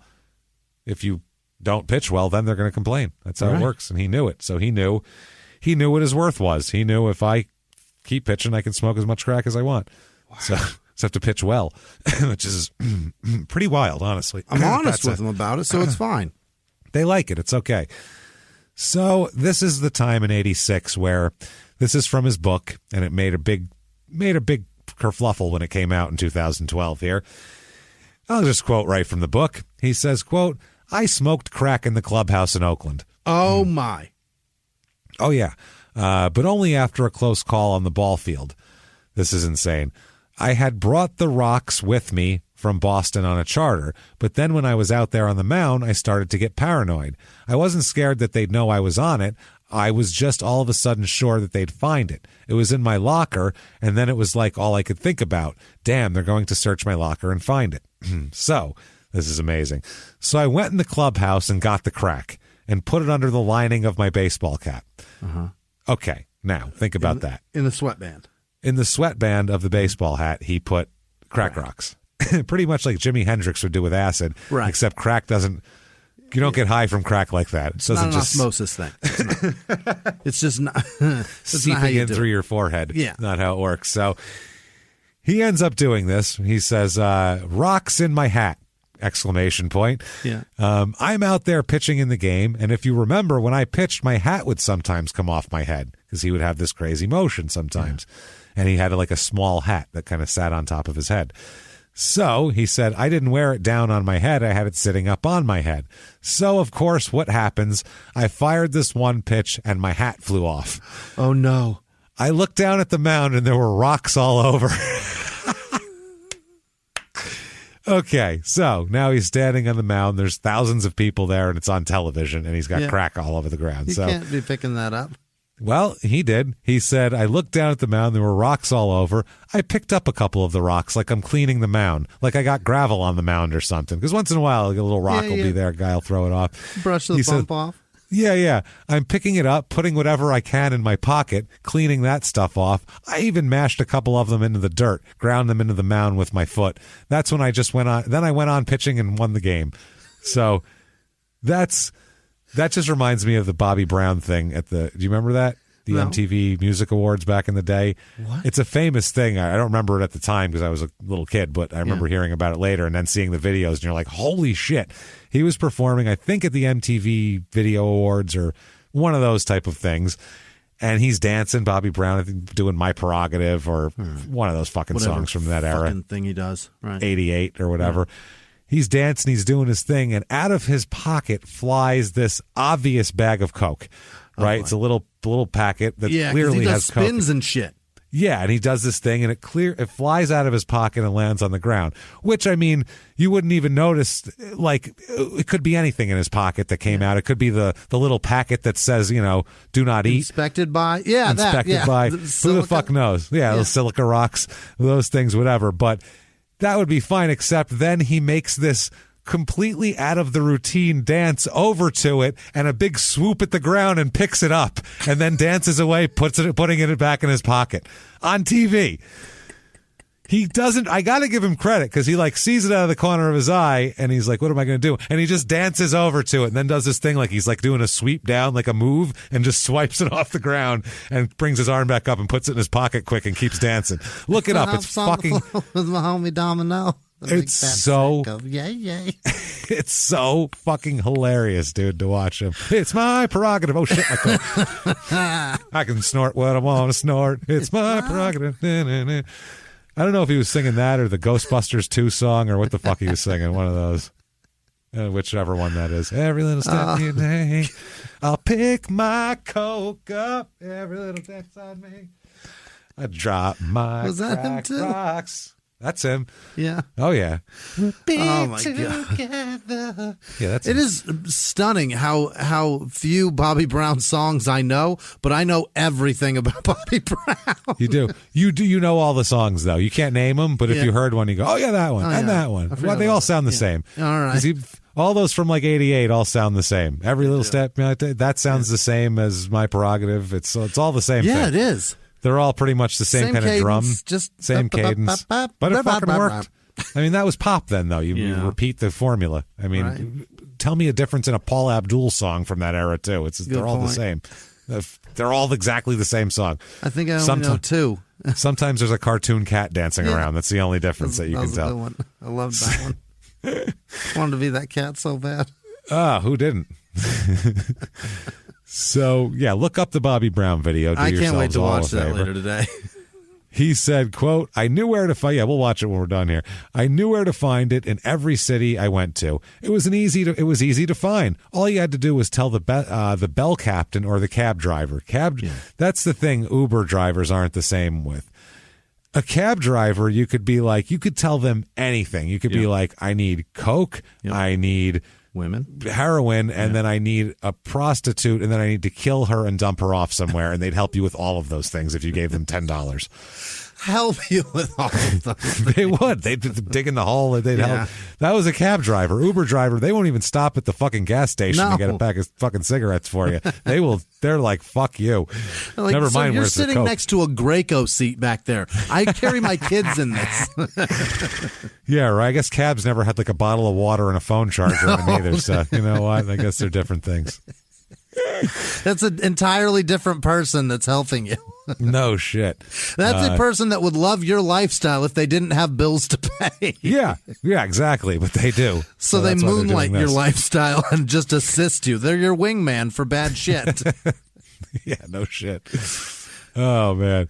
He said, some cities, some nights were worse than other ones. Usually you misbehave more at home just because you're at home and you know where everything is. On the road, I tried to get my rest a little more. The thing about it is that in every city I played in, I knew somebody. I knew a relative or somebody I went to college with or somebody I grew up in Meridian with who had moved to San Francisco or Seattle or wherever. Chicago was a rough place for me because 2/3 of my college teammates were from Chicago. Mm-hmm. We were just young and partying, and here it is today, and some of them are addicts like hell. Some of them are dead, and I'm stuck with it. Dwight Gooden and I talked about how we both knew that when it got to be a certain time of night, we had to go. It was a phobia we both had. When it started getting late and you started drinking, you take your ass home or you're going to end up in a crack house at 2 or 3 in the morning. Yeah. They know that time. Like, oop, I'm getting that urge to go to a crack house. So the 86 All-Star game comes around, the announcement for the team. Right. And Dick Hauser is the All-Star manager, and they pick the pitchers because the lineup is chosen by the fans, and then everybody else the manager picks. Right. Is back then how they did it. So first half of the season, Can's got 11 wins for the Red Sox. So he's an all-star basically. He's a lock. It looked like he was going to be a lock, but Dick Hauser, the Royals manager, said he wanted to put him on the roster, but he felt he needed an extra bat on the roster to maximize his chances of winning. Who fucking cares? Just pick who's fair. And then the All-Star game had no bearing on fucking anything. Nothing. Winning didn't matter. Fun. No, it was just who's good and watch them play. So he leaves Can off the team. Also, Oil Can had a $25,000 bonus in his contract for an All-Star Game appearance. Oh, what the fuck? That's a lot of crack. You know the pile and the handful you get for that? It's a huge pile and a big handful. That's at least a hatful. That's a hat full of crack right there. You could put it all. You don't even need to put it in your lining, just in the rest of the hat. It'll sit right on top of your head, full of crack. So, upon hearing he wasn't named to the All-Star roster, he tore off his uniform. Oh. This old gag. Screamed and yelled at his own manager, who didn't pick the team. Had nothing to do with this. Oh, yeah. Tossed a drink at a photographer's face and then nothing to do with this. Stomped out of the team. Stomped out of the meeting there. Wow. So, in his underwear. Yeah. He said that he went wild. He said, quote, Don Baylor, who's awesome. Don Baylor said, quote, "It was like nothing I've ever seen before." He said he ripped his clothes off out of his locker and threw them around. He swore and called his teammates names and then stormed out. Don Baylor. Do with this? No. Don Baylor said, quote, "Jim Rice and I had tried to calm him down, but he looked right through us and was swearing at the top of his lungs." Wow. Jesus Christ. He said the bonus money, a source that knows Oil Can, a friend of his, told the media, quote, "He makes $400,000 a year and doesn't have a penny in his pocket. So that's why he's mad. He wanted that bonus." So he recently changed agents. About 3 weeks before that, Rice called his own agent, George Kalifatis, with International IMG in Cleveland, and he said that Boyd is in great financial distress and asked if this guy would take over for Boyd. So he got him a new agent. So he said, get him some fucking something, a sponsorship. Who cares? Put him on a local car commercial. Get him $5,000. I don't care. He's smoking crack like crazy. He's burning through it. You know the size of the pile this guy needs to maintain? Big pile. So the guy ended up saying he would. And that's how that happened there. So anyway, he ends up coming back to the clubhouse a few hours later, cooled down a little bit. But he found security guards stationed at the clubhouse door, and they wouldn't let him in. Yeah. So he said he wanted to, quote, apologize to John McNamara, the manager, and his teammates, but the security guard informed him that he wasn't allowed back in the clubhouse. He said, "I thought they were telling me that I wasn't wanted anymore, and it made me feel like there was, quote, a fire in my clothes." Yeah. Stop. Okay, this is the problem. I feel like I don't. He gets upset and he feels like his clothes are on fire, and the only solution is to rip them off. What a strange person. Pedro from Napoleon Dynamite just shaving his head. Yeah, it's just. I was hot. It's such a weird thing to do. That's bananas. Fire. He did it on a baseball field at one point. So that's called anger, sir. You're burning with rage. That's what that is. You need to calm down. So then he freaked out even more because they weren't letting him in. So this turned into a 3-day suspension from the team. Really? They suspend him for 3 games, and they make him check into a hospital to undergo emotional and psychiatric testing. Uh-oh. You know what? What the fuck are you talking about? Emotional and psychiatric testing. He didn't fucking stab a kid in the throat or anything. He fucking ripped his uniform off and argued with Jim Rice. Who gives a shit? He's a drug addict who just lost $25,000. Of course he's upset. That's what I'm saying. Yeah, he's pissed. That's a lot of crack he could have smoked. So, yeah, he doesn't need psychiatric testing. How about fucking tell him to stop smoking crack? Yeah. That's a thing. I looked at the other pitchers on the team, and honestly, there's only a couple on here that were clear choices above him that were, Don Aase, AASE, by the way. No idea. He was on the Orioles at the time. Willie Hernandez of the Tigers, who was good. Teddy Higuera of the Brewers. Charlie Huff, who was like 106 at this point. Charlie Huff's the guy who gave up the Reggie Jackson home runs in that 3-home run game in the World Series. 70s. That's how in the 70s. Ken Schramm, Dave Righetti, and Mike Witt. So you could have replaced any one of those guys with Oil Can. It probably wouldn't have mattered. After the incident, though, a few days later, he came back, and he says, "I'm ready to come back. I hope everything is cool," is what he told the paper. So who is pissed about it, though? Not necessarily him, but his family's very mad at him for this. Really? Oh, yeah. They're saying he's an embarrassment. Of course. Willie Skeeter Jr., the oldest of the brothers. Yeah. He said, quote, "Something like this has never happened to this family." He said, "and it really ticks me off. Just last year when I heard that Dennis was late for a game because he was out chasing his dog that had run off, something like that can't get in the way of Dennis taking care of his business. Dennis is in a position to either bring up the morale of this family or tear down my family, and we won't tolerate that kind of behavior. Jesus Christ. He says they talk about him having, the brother has a steady job. He just built a new home. He works hard. He said, everybody thinks Dennis bought it for me. He didn't, his new home. He said, and he takes pride in the fact that he, doesn't need his brother's help. He says, look, I've played more ball than Dennis. I was playing ball before Dennis knew what ball was. A lot of what he's doing right now is just a replay of my life, but it's being in the right place at the right time, and God has blessed Dennis with an opportunity. I just hope he's got enough sense to do something good with it. Minimum wage in Mississippi right now is $3.35. You can't hardly feed your family on that. That's what Dennis needs to think about. Can't hardly? You fucking can't. At all. That's at all, unless you're, especially if you're going to eat food. I mean, like live in an abode of some kind. Pay electricity. Live in a structure. $3. Yeah. Have electricity. He also says that he's just very embarrassed. He asked that, this is great, the paper quotes him as, quote, he asked that we graciously pardon the recent behavior of his little brother. He says that, quote, me, my mother, my father, we won't tolerate the way he acted. Said that he grew up spoiled, Dennis. He says that he knows his brother was raised better than he acts. Yeah. He says, quote, my daddy's a landscaper, and he earned a reputation around here as a hard worker. He did just about every yard in this town. I won't say we were scared of him, but we obeyed him more than we would the police. He'd put something on you, if you know what I mean. When grown-ups came over to visit, we cleared clean out of the house. If we interrupted them while they were talking, he'd backhand us. Damn. Jesus Christ. Spoiled. That's spoiled. Dennis missed. He said that Dennis didn't get all that discipline, though. He said, Daddy up and left us when he was 12, as he said before. And he said that he calls his brother, though, one of the sweetest guys you'll ever know. He says Dennis comes home for long visits in the off season.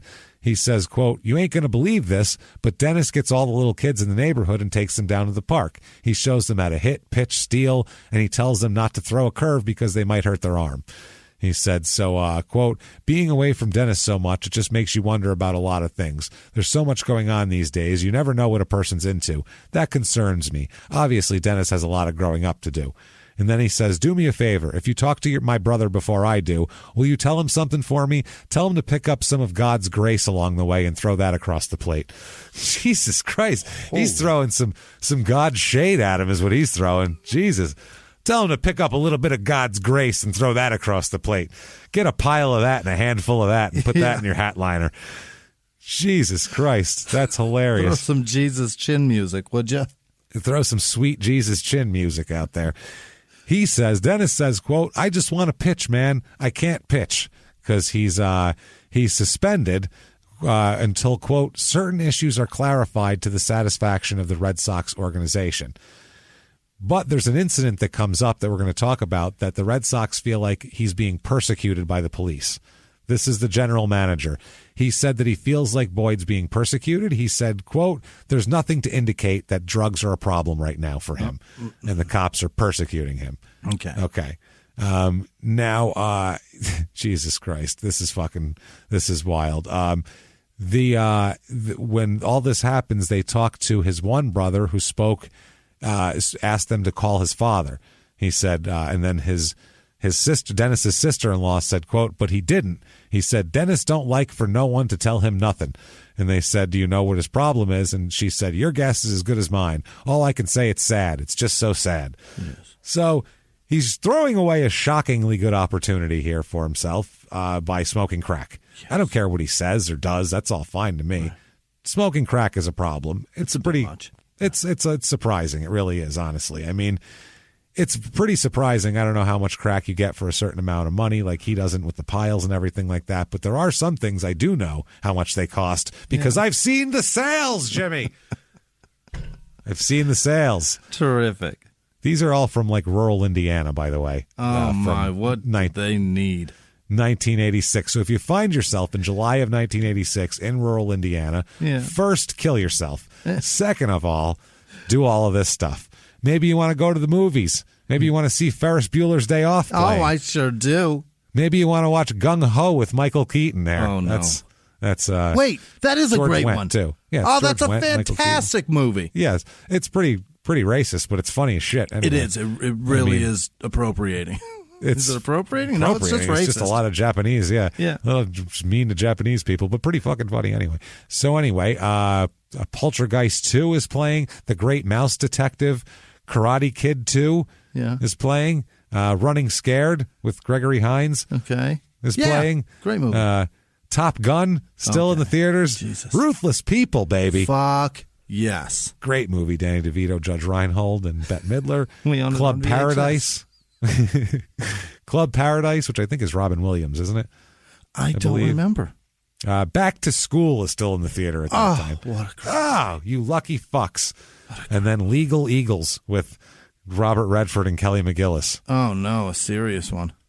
On the way there, though, you got to stop at Little Caesars Pizza, where you get 2 large pizzas with everything, which is 10 different toppings. Wow. So 2 10-topping pizzas for $9.99. Wow. So there's that. I found other places, too. You can go over to Shakey's Pizza there. They have some specials. They have a pizza for $5.65. Then you go over here.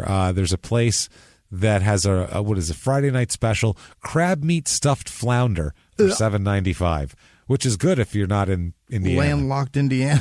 Yeah. All you can eat catfish dinner, $5.95. Hell yeah. Jumbo Long Island iced teas, $2.95 all day. By jumbo, it says 1 quart. Oh, God, that's so much Long Island. A quart of Long Island iced tea for $3. Are you fucking kidding me, man? Holy Is it only shit. 2 of those for a gallon? Holy, that's insanity. Is it 2 quarts or 4 quarts? It's 4 quarts for a gallon, right? I don't know. I only know drug measurements. I don't know any liquid measurements. Either way, how much for a quart? $2.95. I think it's 4 of them. That is $12 a gallon. That's cheap. That's dangerous for shitloads of booze. Here's a place, Arthur's Waterfront Restaurant. Unique lakeside dining. We have prime rib and seafood buffet for only $10.95. Oh boy. Sunday's Royal Buffet Brunch, a spread fit for a king, is only $7.95. So there's that. What else do we have here? Oh, auditions. What is this? Auditions for singers and dancers at the Grand Banquet Hall. Holy shit. This is a fantastic thing here. What else do we have? Oh my God. I found a place called Provimi, which has a veal cutlet special. Oh, boy. And around it says veal deal in a bunch of letters. $1.55. I don't want a veal that costs $1.55 prepared. That sounds disgusting. No, I'm not doing that at all. And then you can go over to the Rib Rack for their Friday and Saturday special, 12-ounce hickory smoked prime rib for $7.95. On Wednesday, all-you-can-eat ribs, $6.95. Fuck yeah. And they have live entertainment. The Hampton Valley Band's going to be there. Oh, boy. Let's see. The Holiday Inn Southeast has a prime rib and crab leg buffet that night. That's where I get all my fine seafood, at the Holiday Inn. Holy shit. What is this? Oh, Picard's Fine Dining. The elegant taste of veal at an outstanding deal. That's what it says here. There was a time in American history that veal was like filet. Like, they treated it like it was veal. It's so good. No, it's not. It's not that good. It is that good, but it's not a filet. That good. It's not a filet. It's good if you make veal parmesan. It's fucking delicious. Veal parmesan. You got to make it in a specific way. It's not. You can't just. It's good. Have you can make veal. a veal steak. It's good. Veal steaks are good. They're really tasty. Actually, they're juicy. They're fucking delicious. You're a pussy. They're good. Eat it. Eat the baby cow. Goddammit. It's not that good. Take it. Strangle it to the ground and eat it. I don't fucking care. I'd rather have a big juicy ribeye from a full-grown ass cow. Oh, you've never tried it, though. You really got to try it before you smite veal. It's fucking delicious. A veal steak is really juicy. It tastes like steak, but juicy. It's almost like prime rib. It's hard to explain. Out of it. It's telling you, you're missing out, Chief. More for me. So Ponderosa, which is a shitty buffet, there's no stopping the topping Sunday bar. Oh, boy. Okay. 59 cents. Shit, yeah. 59 cents. 59 cents for anything you want to put on this fucking mound of ice cream. And the ice cream. Yeah. 59 cents, all of it here. And you can get chopped steak value meals, 2 for $6.99. Oh, that sounds so awful. I don't want that at all. Gross. July 15th, 1986. This is the night of the All-Star game. Yeah. This is an hour before opening pitch. He's super pissed off. And what ends up happening is 2 police officers say that oil cans struck them and threatened to shoot them while shouting obscenities and racial slurs at them this night. Oh, God. So they file assault charges. How much crack is he on? Well, I think they were keeping him from his crack was the problem. They also said his teammate, shortstop Ray Quinones, and Karen Boyd, Can's wife here, were also involved in the scuffle, but said no charges will be sought against them, only Boyd. The altercation happened at 7:30 p.m. when 2 Chelsea police detectives attempted to question Boyd after he was seen with an alleged drug dealer. They're undercovers that scope out drug spots, is what they are, and they saw him go. They saw him go to a crack spot. Yeah. And then they followed him back to his condo, and they were going to fucking talk to him and be like, yo, boy, fucking oil can, don't smoke crack, because that's what happened the week before. This is the second time in a week that he's been told to stay away from a crack house or else he's going to get arrested. And, you know, we don't want to arrest you there, oil can. You know what I'm saying? Wink, wink, nod, nod. The owner will be mad at the mayor, and then that'll come down on us. So, this ended up happening here. It was the second one. The last Thursday night, 2 state police undercover officers warned Boyd to leave a drug dealing area in Chelsea, to which Boyd had driven after storming out of the Red Sox clubhouse. So he went right from the clubhouse to a crack spot, went to buy crack, but cops intercepted him and said, get the fuck out of here. And then he went back to the team. It was like an hour later. After that, he went back to the team and said, okay, let me in. And then they wouldn't let him in. So then he had no crack and they won't let him in. So that's why he freaked out even worse. That's a recipe for a madman. Makes a little more sense now here as well. So they said that since April 2nd, Boyd has been observed by undercover officers on surveillance at 6 locations in Chelsea where crack and cocaine are sold.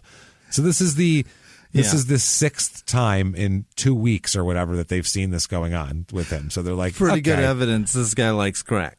Yeah, and they're wanting to talk to him more than they don't want to really arrest him so much as they want to they want to be silver with the situation. They're not, obviously, if they've seen him 6 times and haven't arrested him yet, they don't want to arrest him because he's on the Red Sox. Yeah. And I don't know, whatever deal they have with, I don't know, whatever. So anyway, police officer here, a guy named McDonald, he says, quote, we identified ourselves as police officers and showed our badges. As I was identifying myself, Boyd said, I don't have any drugs. Search me. Search my car. Well, I said, calm down and identify yourself. Yeah. So that whenever you'd watch like Live PD and they pull someone over and like, how you doing tonight? And they're like, I don't have any drugs. You can search my whole car. It's totally fine. You're like, okay. So how much drugs do you have? How big is your pile, sir? How much did you used to have? Because you've clearly had drugs and you're worried about it. And that's why you're telling me this. That's why you're telling. Exactly. That's what I mean. So it's a fucking weird thing here. So he said, calm down and identify yourself, which I think is fucking hilarious. Calm down. He said, quote, we tried to act as professionals and told him to act like a professional, but he wouldn't listen. Well, he's not on really duty. He's just a person. He doesn't really, there's no professional way to act like a non-professional person. It's a weird thing to tell somebody to do. Anyway, he said at that point, a woman and a man, later identified as Quinones and Can's wife, Karen Can, they came out of the condominium. He says, quote, Quinones came out and started pushing and shoving me. I pushed him back. Boyd was pushing and shoving Detective Phillips. Phillips said that Boyd pointed to Phillips' holstered gun and said, I have a gun. I'm going to blow your head off to a cop. What the fuck? Which is not wise. McDonald, the other officer, said the neighbors came out. We were in plain clothes, so we identified ourselves to them. The neighbors were saying, Dennis, go in the house. They know Dennis, so they're like, Dennis, just go in the house. Stop.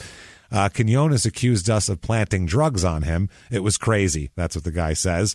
Quote, Boyd kept threatening us with lawsuits because we were holding his arms. He's saying, you're going to fuck up my arm. So they radioed for backup. Within minutes, they had a couple more people. Uniformed cops came, 2 in a cruiser, 1 on a motorcycle. One of the officers steered Karen Boyd away from the scuffle. Police said an unidentified woman with Quiñones acted as a calming influence and urged Boyd, his wife, and Quiñones to go inside. So somebody was there who was chilling everybody out.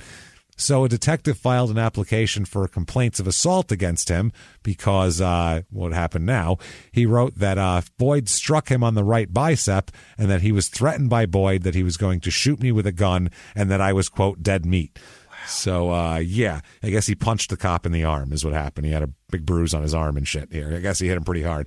They said he had a bruised chest and a bruise the size of a baseball on his right bicep is what the press found.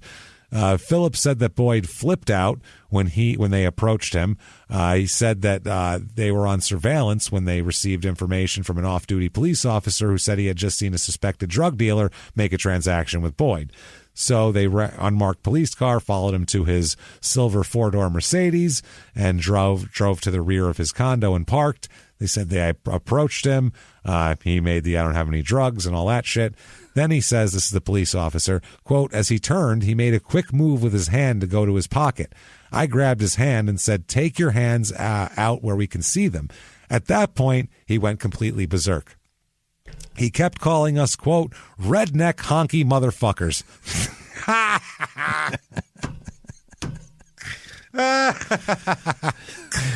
Redneck honky motherfuckers. He sounds like George Jefferson. I love it. That's the greatest. Oh man. And where is this? This is in Boston. This is in Boston. So then that's when he said I have a gun, I'm going to blow your heads off. Yeah. That came out. And then as they left the scene, the police officers said they made one final observation. That was the drug dealer that he was spotted with earlier was then parked in front of his house, in front of Boyd's house. So they just came over to drop it off instead. A search of Boyd and his car uncovered no drugs, which I think the guy was meeting him at his house was probably why. That's where it is. And that's what happens. This is when he's suspended indefinitely by the Red Sox, and they're seeking charges of disorderly conduct and assault and battery against him doing all this shit here. So, this is interesting. The GM, Lou Gorman, said that police twisted his arm and caused soreness that remained.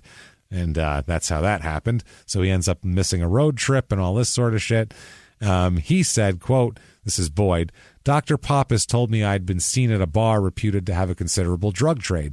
I'd never even heard of the place. It turns out that I parked across the street to go into a variety store, and the police reported that I was outside of the place. All right. There were other incidents that angered Boyd.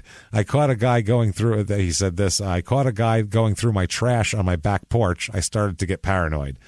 Because now it's a public thing, and now there's tabloid people looking through his shit because Boston, they're crazy for sports.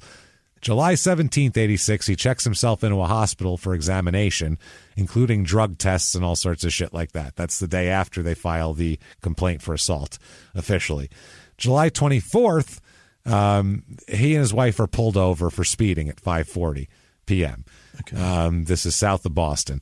They checked the registration and found that there was an old violation still pending against him, so he's arrested for a ticket from 1983. They said, quote, he was arrested and brought to the state police barracks, bailed out, and will appear in court. They said, I think it's an old motor vehicle violation, typical everyday forget to pay it violation. Happens every day. He'll go in and have his say with the judge. So that's what happens. He pays $25 for a June 11th, 1983 speeding ticket. And when that happened, it was because he was driving 87 and a 55, trying to get to the stadium. He said, quote, they were complaining about my not getting to the ballpark early, man. All I was trying to do was get to the ballpark early. That's all. Doing his 90 wife down the freeway. Doing 90. Yeah. His wife paid a $75 fine for speeding and driving without a registration when they got pulled over this time in her possession. They had the car registered. She just didn't have it with her. So July 26th, he says, I'm ready. Put me in, coach. Yeah.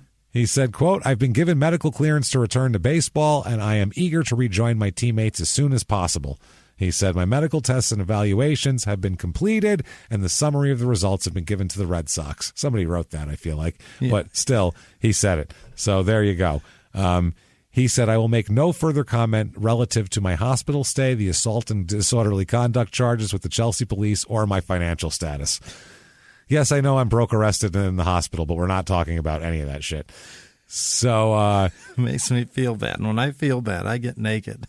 I will rip my dick out so fast. It's not even fucking funny. He says, I have tremendous support from my wife and family, as well as those looking after my needs. So he said he's going to be fine. His mother said that he was just hospitalized for observation. She said, girth area or whatever. Girth urethra. Girthery May. Yes. I don't know. Sweetie. Something with Sweetie. Yeah. Sweetie said she talked to him last night. He's in real good spirits. He said it just seems like things are being blown out of proportion. He says that Dennis, he's not like that at all. It's just the pressure that he's been under. He's been under quite a few strains lately. Yeah. He said about it, quote, I'm over emotional. I'm too sensitive. And sometimes I act like I'm from another planet. Yeah, that works. I'm so sensitive. Sometimes I act cracky. You know how it is. I get all cracky and weird. You know how it goes. You all get like that, right? Yeah. He said, but after reading and hearing about where I'd been and how I was associating with known drug dealers and how everybody thought I was a drug addict, I had to go prove that I was clean before I could do anything else. Well, I proved it again. I was tested 6 times before this, and it was negative every time. I went into the hospital and tested negative every time, so that's cleared up. Now I'm on the way to clearing up the money business. People are helping me control my emotions. I'm up to 156 pounds, and I want the Red Sox to give me back the ball. Okay. So he's got his weight back. He's ready to go. It's ridiculous that anyone thought he was a crackhead. This is where he said he smoked crack every day of the 86 season, by the way. So anyway, he has a good year that year. 3.78 ERA, goes 16-10 after the distractions. The 86 Red Sox, 95-66, go all the way to the World Series to meet the Mets. By the way, that is the AL Championship Series over the Angels, where Donnie Moore gave up that home run, and he had ended up committing suicide later on for a lot of reasons, but a lot of people think that that home run was like the precipitating thing that goes down. We'll do a bonus episode about it sometime, the downward spiral and suicide of Donnie Moore, but this ended up happening. This is where they go to the World Series against the Mets.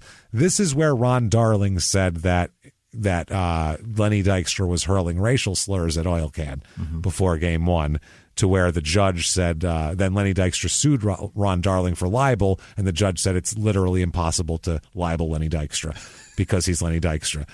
We have the quotes at the end when chronologically that lawsuit comes up. I have the quotes about it. It's really fucking funny. It's literally impossible to libel Lenny Dykstra. It's the language is even worse. Like the judge, it's so fucking funny. So anyway, Game 6 is the Bill Buckner game that we talked about before. So the series is tied 3-3. Game 7, who's going to pitch? It's a big deal. Boyd is fully rested and ready to go. For Game 7, and they say nope. They turn to a different pitcher. They turn to Bruce Hurst instead that day, and they do not pitch Oil Can. They McNamara and the pitching coach since then alleged that Boyd spent the day drinking beer and was too drunk to pitch that day. That's why they didn't pitch him. I believe that, right? No. That's possible. Do I believe that though? I don't know. In the World Series Game 7, you're not drinking. You're not pulling yourself. I mean, he did smoke crack every day, so I'm not sure. Might have just been smoking crack. We don't know. He said about it, they asked Can about not pitching in Game 7. He said, it hurts so bad, but what can I do? Bruce is on a roll. That's Bruce Hurst. And Mac thinks the Mets have a better left-handed lineup to hit against a righty. Right. It's just that it was my turn, and after all I've been through, I'm sorry, but my sensitivities are going to show through every time. Don't blame you there. He does make $375,000 that year, which is a large hat full of crack. That's like a shirt full, like a papoose full of crack. It's a lot. Yeah, you can pull the bottom up. Yeah, just totally. You can do it. Like what's his name in The Fruit? Yes. Who was it that had Keith McCants with the fruit, stealing the fruit? So February of 87, he takes the Red Sox to arbitration here. He requests a $320,000 raise, and it's denied. So there's that. I want twice my money. Yeah, so far there's been 21 cases that year of arbitration, and the owners won 14 and the players won 7. So not going well for the players.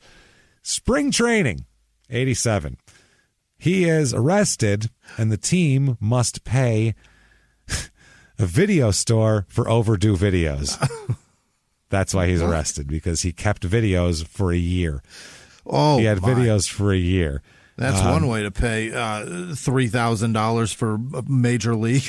They must cut it off at some point because they paid the video store, I don't know if they made a deal with them or what, $267.24 on the movies he rented in the previous spring training. Wow. So a year. Would you like to know what the movies are, Jimmy? I would love it. Because I have all of them. How many are there? Let's see. 5.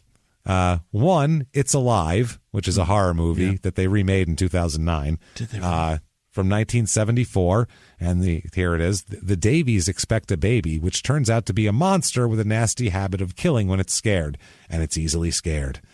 Oh boy. The cover says, quote, "The one film you should not see alone." So he likes some horror. Yeah. Then he picked up Ninja 3, The Domination. What? From 1984. Who's in that? Which is like a ninja karate movie. Okay. Quote, "An evil ninja attempts to avenge his death from beyond the grave by possessing an innocent woman's body." This is what he's renting. These are movies that a crackhead watches. Tagline, "He's the ultimate killer. She's the perfect weapon." God damn it. Next up, Fist of Fury, 1972. Really? Bruce Lee. Yeah, Bruce Lee. It's a good pick. There you go. The next two are adult films that he's rented and kept. What? One is called Sexcetera, which I can't find because Playboy TV apparently made a series called Sexcetera in the 2008 or 9 or something, and they have 86 episodes. Oh, so that's no. all that comes up for it. So I quit after page 5. I'm like, how important is this really? It's really not. So it's a porn. We know that. There's the word sex in the title. And then this is my favorite because I feel like he rented this and didn't know what he was renting. He rented this. He was like, hell yeah. And then was probably watched and was like, man, this sucks. It's called Nudes in Limbo. Okay. It's from 1983. Quote, "The video is a series of short pieces of very buff nude people. The models don't speak and the backgrounds are solid colors with no decorations to let you know where the models are. There's no sexual shit." And then it's just naked dudes playing limbo. That's not even, because at least you'd see some vagina at that point. No, that's what I said. It's naked dudes. Buff. Oh, naked dudes. They're you ripped see some dudes. Balls dangling. It's just balls and taint. That's it. It's all taint all the time. To that awful song about limbo. Here's a review of it. "This is one of my favorite films." I don't know if this is Boyd's review or what. "It's designed in an artistic manner that would never appeal to those seeking sexual excitement." So Boyd's got his dick in his hand like, man, what the fuck am I watching? Somebody gonna fuck somebody or what? Boy, he'd only read the reviews. I want to see a dick get sucked, man. What's happening? He said it has slight erotic tendencies, but could be shown to minors who would be interested in an artistic nude film. Let's not show this to children. It's less graphic than the average art studio. It has both men and women. You get to see balls. This movie was created by Seth Green, not that one. He was a small child at that point, who later became the originator for the other 4 other high-profile TV shows like Buffy the Vampire Slayer. So put those together. If you're into figurative art or simply like to see beautiful bodies in motion, this movie's for you. So there you go. By the way, it also has, what's his name? Ted Pryor in it, who's a famous shitty B action movie guy. If you've watched any of the Best of the Worst, he has a movie called Deadly Prey, which is just fucking hilarious. What's his name? Ted Pryor? Pryor. He's in it doing male modeling. So was he in that? Yeah, that one. So the team that year goes 78-54, 5th in the AL East in 88. So not going great. He does say there's other addicts around, and it was nice to see them. He says, "Only another addict on the team can tell you what I'm saying and what I'm feeling. Once I was on the bus or driving to the ballpark, I couldn't wait to eat and just hang out. I couldn't wait to get to the ballpark because at the hotel I hadn't eaten because I was getting high. Makes sense. So when I got to the ballpark, I'd get something to eat, then I'd get undressed and go take a shower. All the guys who get high know what you're up to. The other guys didn't know. They were naive. Some guys knew what I was doing because they'd been there too. They'd come to me and say, I know what you're doing. They know your behavior, but they also always protected you. So that's not great. So 87, he has a 5.89 ERA, and he only goes 1-3. Not good. Not good. Makes $550,000 though. Wow. Yeah, a little raise. 88, the team goes 89-73, making them first in the AL East, but they get swept by the A's in the ALCS that year. Okay. Yes, so there's that. They hire a new manager, Joe Morgan, not TV analyst and Hall of Fame player Joe Morgan, an old guy named Joe Morgan. Some guy named Joe Morgan. Some guy named Joe Morgan. That they were like, oh, shit, we hired the wrong guy. Seen it happen. Seen it happen. Oil Can says Joe Morgan's a racist, is what he said. Really? He said, I think Morgan believes black people have green tails and green blood. I don't know what that means. What? Thinks they're lizards or something. I don't know. Morgan was bad for me. He felt blacks couldn't pitch. He felt they couldn't think out there on the mound. So, yeah, he says he thought that was racist. And then he also called Billy Martin a racist as well, who we've talked about plenty. We can listen to the Ron LaFleur episode and get plenty of Billy Martin. Mm-hmm. During the 88 season, Billy Martin complained to one of the umpires about the gold chains that Boyd was wearing around his neck, saying that it had become distracting for the hitters. Okay. Now, this is standard. Now, you can't go out there really with a gold chain because they don't let they have the batter's eye. Like, there's no distractions at all. Now, Billy Martin would do this just to fuck with people. That's what he did. He would, the whole thing of, remember the George Brett freak out when he comes out of the dugout like he's going to kill somebody? Right. That's because they knew that there was a lineup fuck up, but they waited until afterwards to tell them about it to piss off George Brett. That was all calculated. Billy Martin's a psychopath. So he did that, and the umpires ordered Oil Can to remove his chains, and after the game he said that Billy was, quote, a bigot and a redneck, which is fucking hilarious and also true, but also funny. So August 1988, he undergoes some medical tests at UMass Medical Center, and he's diagnosed with having blood clots in his arm. So this is he's been hurt, kind of, and this is why. About 2 centimeters long in the main artery into the arm and an area in the front of the right shoulder. So that's a big problem for him, that he's going to have to take all these different medicines for the next couple of years. He's going to inject himself 3 times a day with a blood thinner. Blood thinner, yeah.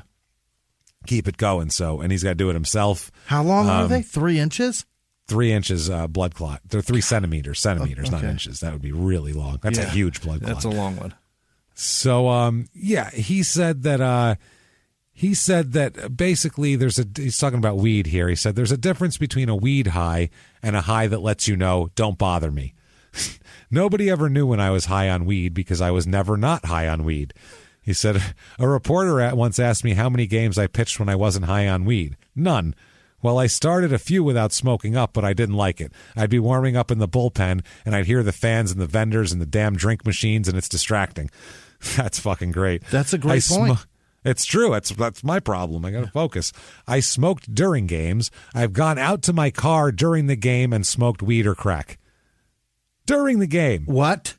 I've gone out to my car during the game and smoked weed or crack. That's a long way out.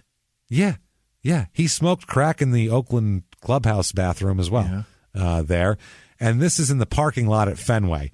In between innings, I'd go through the back door, out to my car in the garage, smoke up, then run back into the clubhouse. A few times I was almost late getting to the mound because I was running back down the runway. I had to use the restroom, I'd say, but I'd been out in the parking lot. Wow. So that's 1, 2, 3 inning happens, and he's like, "Fuck, goddamn it!" That's my point. Like, it's so far some pitches from the field to the fucking parking lot. That is wild. I mean, it's pretty close. Their clubhouse doors are always closer for the players. It's still a tunnel, and it's not right there. It's not like it's parked outside the door.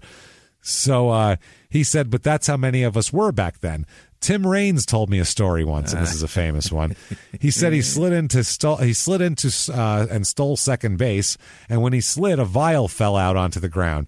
He said the umpire looked at it and said, "What the fuck?" And before he could see what it was, Tim picked it up and stole third on the next pitch. He's gone. Then there's a base hit, and he crosses home and keeps on running right into the clubhouse so he can hide it. So he can do it. So he can do it and / hide it. So 88 season, he is 9-7. Can is 5.34 ERA. He's got blood clots, for Christ's sake. So it's not good. I mean, yeah, I don't know how you would pitch well with blood clots. Makes $550,000. That's good. It's crack money. 89, team goes 83-79. They're third in the East. He goes 3-2 with a 4.42 ERA. Only starts 10 games. Not good. Makes $550,000. November of 89, he's a free agent, and Boston says, "Have a good one, asshole. Yeah, see you later." Yeah. They get rid of him. This is when he comes out and he starts being public about some incidents that he considered to be racially insensitive, as he puts it, in the dugout. Okay. Now, this, I think it's a little more than racially insensitive if this shit happened, but that's how he put it. He said, quote, he said, "Some players went out of their way to tell him racial jokes in the clubhouse." He said, "I heard slave jokes lots of times." Oh, no. Which is crazy. One of the players there, I won't say who, except that he's headed for the Hall of Fame. By the way, it's Wade Boggs, because he talks about Wade Boggs being a fucking bigot later on. So That's who he's talking about, I believe. Told me I was the first black pitcher he'd ever seen. Pitcher, meaning I wasn't just a thrower. I didn't know if that was a compliment or not. He was talking about intelligence, not ability. Then the more I thought about it, the more I didn't like it. Like no other black men could think when they were on the mound. I grew up in Mississippi. I grew up being called N-word, N-word, N-word every day. I grew up with separate washrooms. I was used to being looked at as a specimen, not as a human being. So I don't want to hear why blacks got big lips or big hands or all those jokes. I don't want to hear no slave jokes. They were just supposed to be jokes, sure, but the guys who told them knew it would upset you and they didn't care.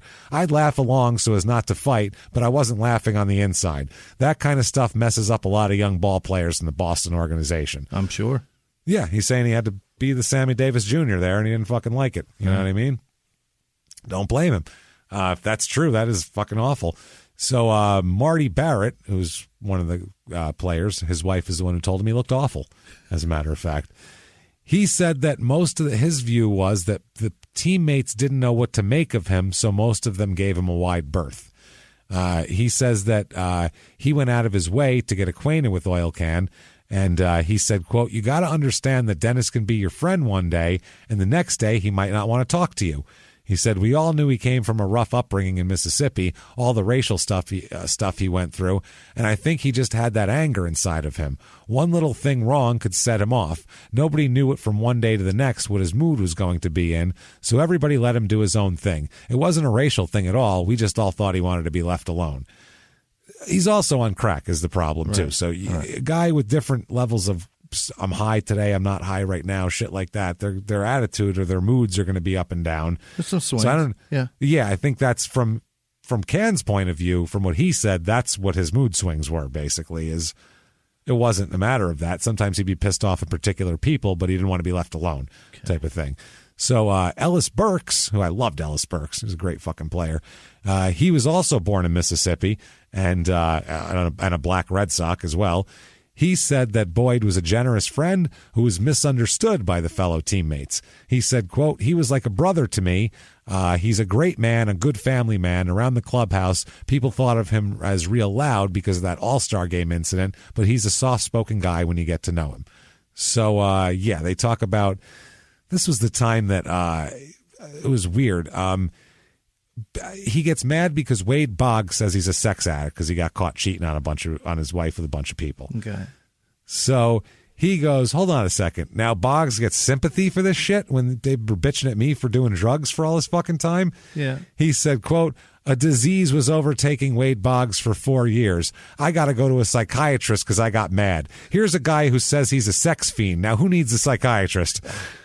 I mean, yeah. Sorry, but you got a point, Chief. If your fucking messes up your whole life, you need a psychiatrist worse than the guy who gets mad because he didn't make the All-Star game and lost $25,000. It's a big deal. Now, this guy can't do anything without putting his cock in something sticky and warm. Yeah. Well, he's got more for Boggs here. Here's what he says about Wade. Yeah. Quote, he's a bigot. It's ingrained in his family history. Coming from Central Florida, that's just what you hear growing up and learning, hearing and learning. He was protected by baseball then, and nobody will say anything against him now. The Red Sox don't invite me to anything that Wade's going to be at because they know I'll kick his ass. He wasn't at the 100th anniversary celebration, right? I was. There you go. So, to this day, Oil Can's looking to stomp some Boggs' ass for his racial shit. That is amazing. That is hilarious. I'd love to see a 60-year-old Oil Can sock Wade Boggs because I fucking hate Wade Boggs. I hated him growing up. Fucking hated him with his little slapping bullshit. Yeah. I'm going to win a batting title because I slapped the ball in a hole. You fucking pussy. Oh, my God. I always thought he wasn't half the fucking ball player Don Mattingly was, and he got so much fucking credit because I hit 353 this year. He had nice singles, asshole. Terrific. Maybe a swing for fucking a double once in a while, dipshit. Sorry, he drove me nuts with his 6 home runs a year. Fuck you. So December 1980. In every video game, he was a lock. If you had him, you were fucking smacking. You were smacking balls. You were gonna hit a line drive through the left side there. So December 7th, 89, he's signed by Jimmie. I don't know. 89. The Montreal Expos. Jimmie. He's signed by the Expos. Yeah. Under manager Buck Rogers, which is a fact. His name is Buck Rogers. Absolutely. They finished 85 and 77, so, mediocre. This is a team that has like Andre Scalaraga, Delino DeShields, Tim Raines, young Larry Walker. Mm-hmm. There's a lot of talent on this fucking team. Moises Alou at 23 years old. Yeah, man, a lot of really good. Marquise Grissom, 23 years old. I was going to say Marquise Grissom's on this team too. Also, Otis Jr. Nixon Jr. is on this team, which is amazing. Dennis Martinez is on this team. A lot of good guys. Now, Dennis has a great year this year, 10-6 with a 2.93 ERA in 31 starts. So he's back. That's his second highest start total of his career, 31, and that's the best ERA he's ever posted. So, I mean, shit. On his baseball card, did it say Oil Can?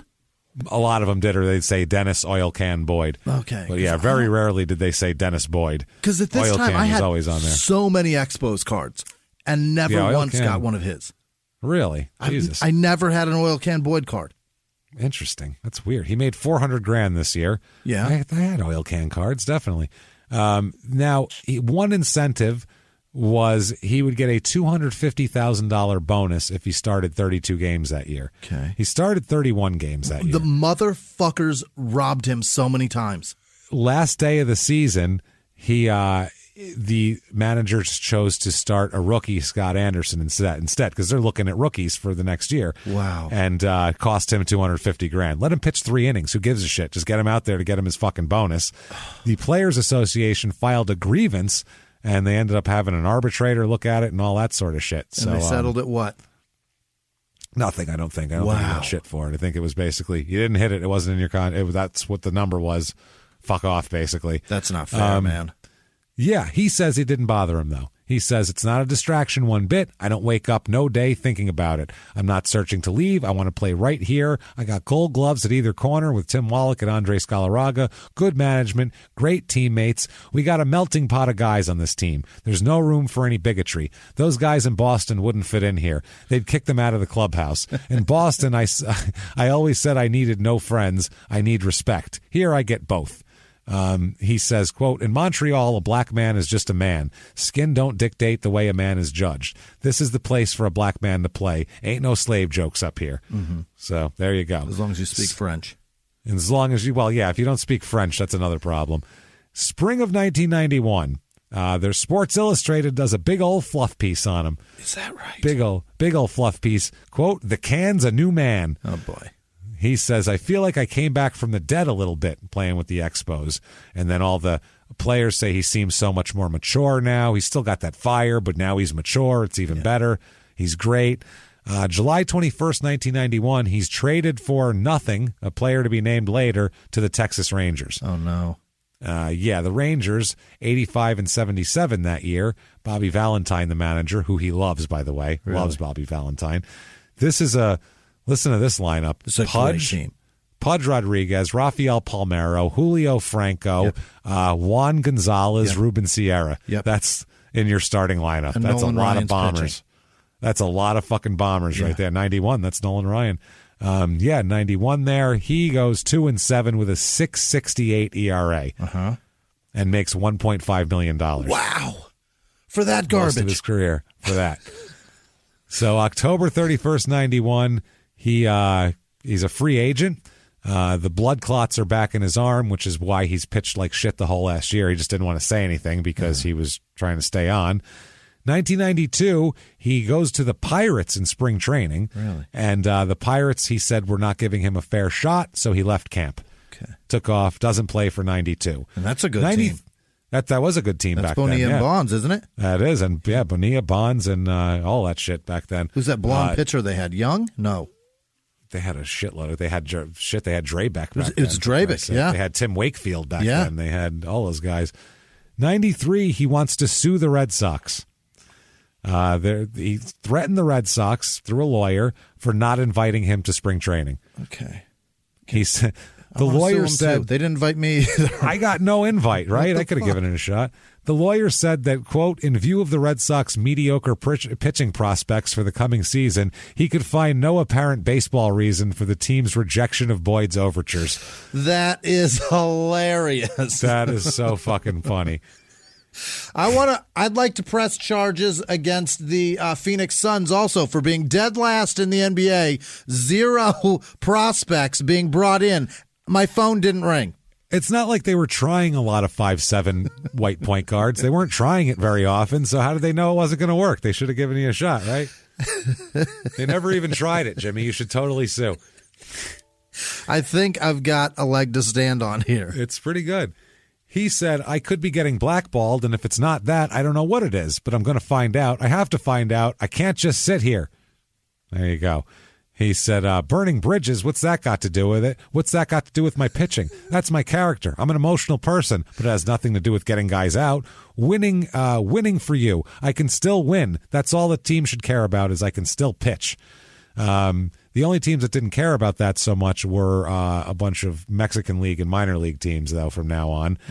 94, he goes and plays with Sioux City, which is great. He has a 189 ERA there, though, and 4-1. Are they the Sarsaparilla? The Sioux City Sarsaparillas. Yeah. The Sioux City Spursparillas.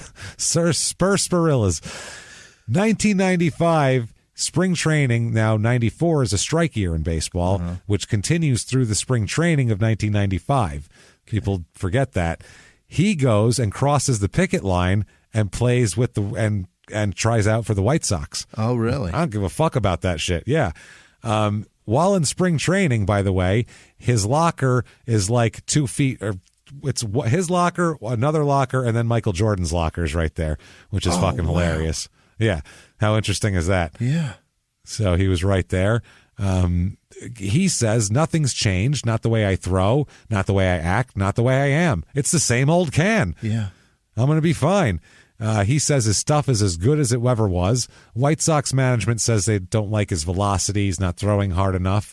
But he says he doesn't need velocity. He's a finesse pitcher. And he says that it's bullshit to think that he needs philosophy. He says baseball people just think that a black pitcher can't be a thinker and that we all have to overpower people like Dwight Gooden, which, by the way, the next year, Dwight Gooden threw a no-hitter being a total finesse pitcher because he had nothing left. He didn't have his fastball anymore. But other players say, can you prove them all wrong? It's like the quarterbacks. Blacks can't be quarterbacks, right? The stereotype was once upon a time that black pitchers have to throw 100 miles an hour. The black ball players, they were proud for me proving everyone wrong. Then he says, they said that about 12 teams showed interest in him that year, but the White Sox said they would give him a chance to stick around even after the strike was settled. So he wanted to play there. Said, I'm not going to replace anybody. I just want to be back in the show. I'm not a replacement player who came in here from down on the bank fishing. I've done it. I was dying and crying every day to trying to get back here. Hey, they were willing to give me a chance. I don't worry about how it opened. He's talking about he doesn't give a shit. Nobody better call me a scab, he says. That's bullshit. His career, though, James, he's the Forrest Gump of baseball. He's been around everything. He has. He's been around Nolan Ryan and Barry Bonds and all these. Michael Jordan. He's been around everything Jim in Rice, baseball. You name it. Tom Seaver was on the team. Yeah. Roger Clemens was on his team. He's got all these guys. He's unbelievable. He is the Gump. He says, quote, when they want to pack the house, they'll bring back the can. That's what he said about Boston. That's how it is. And he says he doesn't care about being a scab because he said, I went to the Players Association and asked for help when I was out of baseball, and they did nothing for me. They wouldn't help. As a matter of fact, a lot of guys liked it when people would mess with me in the game. I heard a guy say I deserved it, and now they want to tell me how to deal with the strike? No, I don't think so, and nobody better call me a scab. Yeah.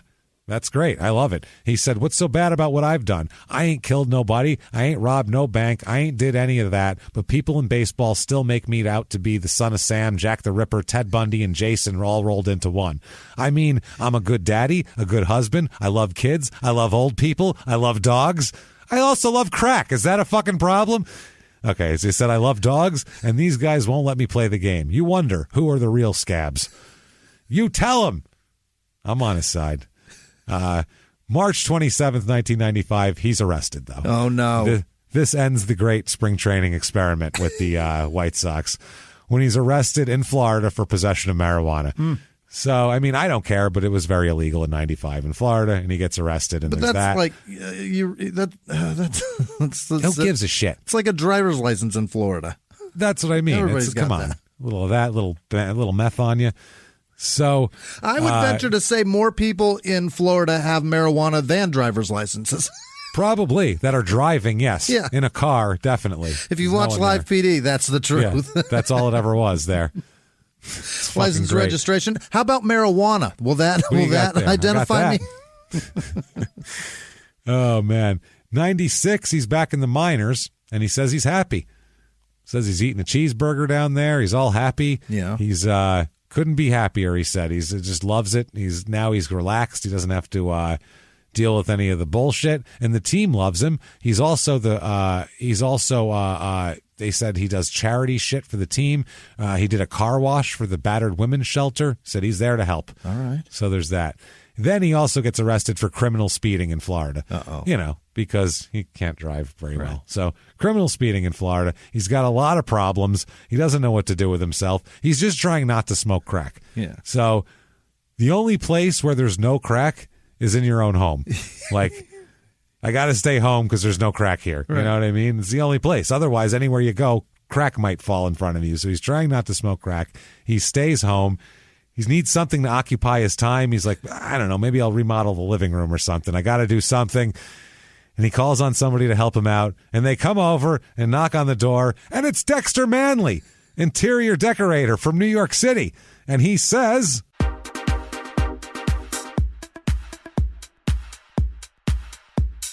how is it you've come to arrive here? Yeah. Seriously. Oh, my God. What are you smoking crack in the car outside at your job? You are white trash. I'm sorry. I understand Mississippi burning and everything, but good God, this is white trash behavior. I can smell mayonnaise when I come up. It's like wafting from I smell it. Do you understand? This is the trashy vibe that you're giving off, and I just don't know. No, you're not. Let me in. Let me at him.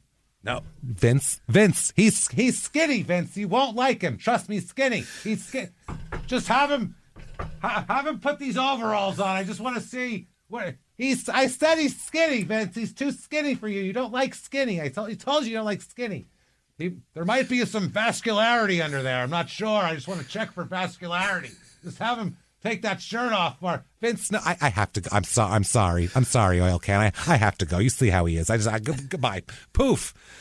And in a poof of feathered boas and 1099s. And it made him gone. very sensitive, James. And if Vince had stuck around long enough, he was going to take his shirt off. He was going to take his shirt off. There might be some vascularity under there. You never know. 1999, he purchases a majority interest in a yet-to-be-played baseball team in this league, in the Queen City Bombers, an independent minor league team, and they announced they would start in 2000. In Charlotte?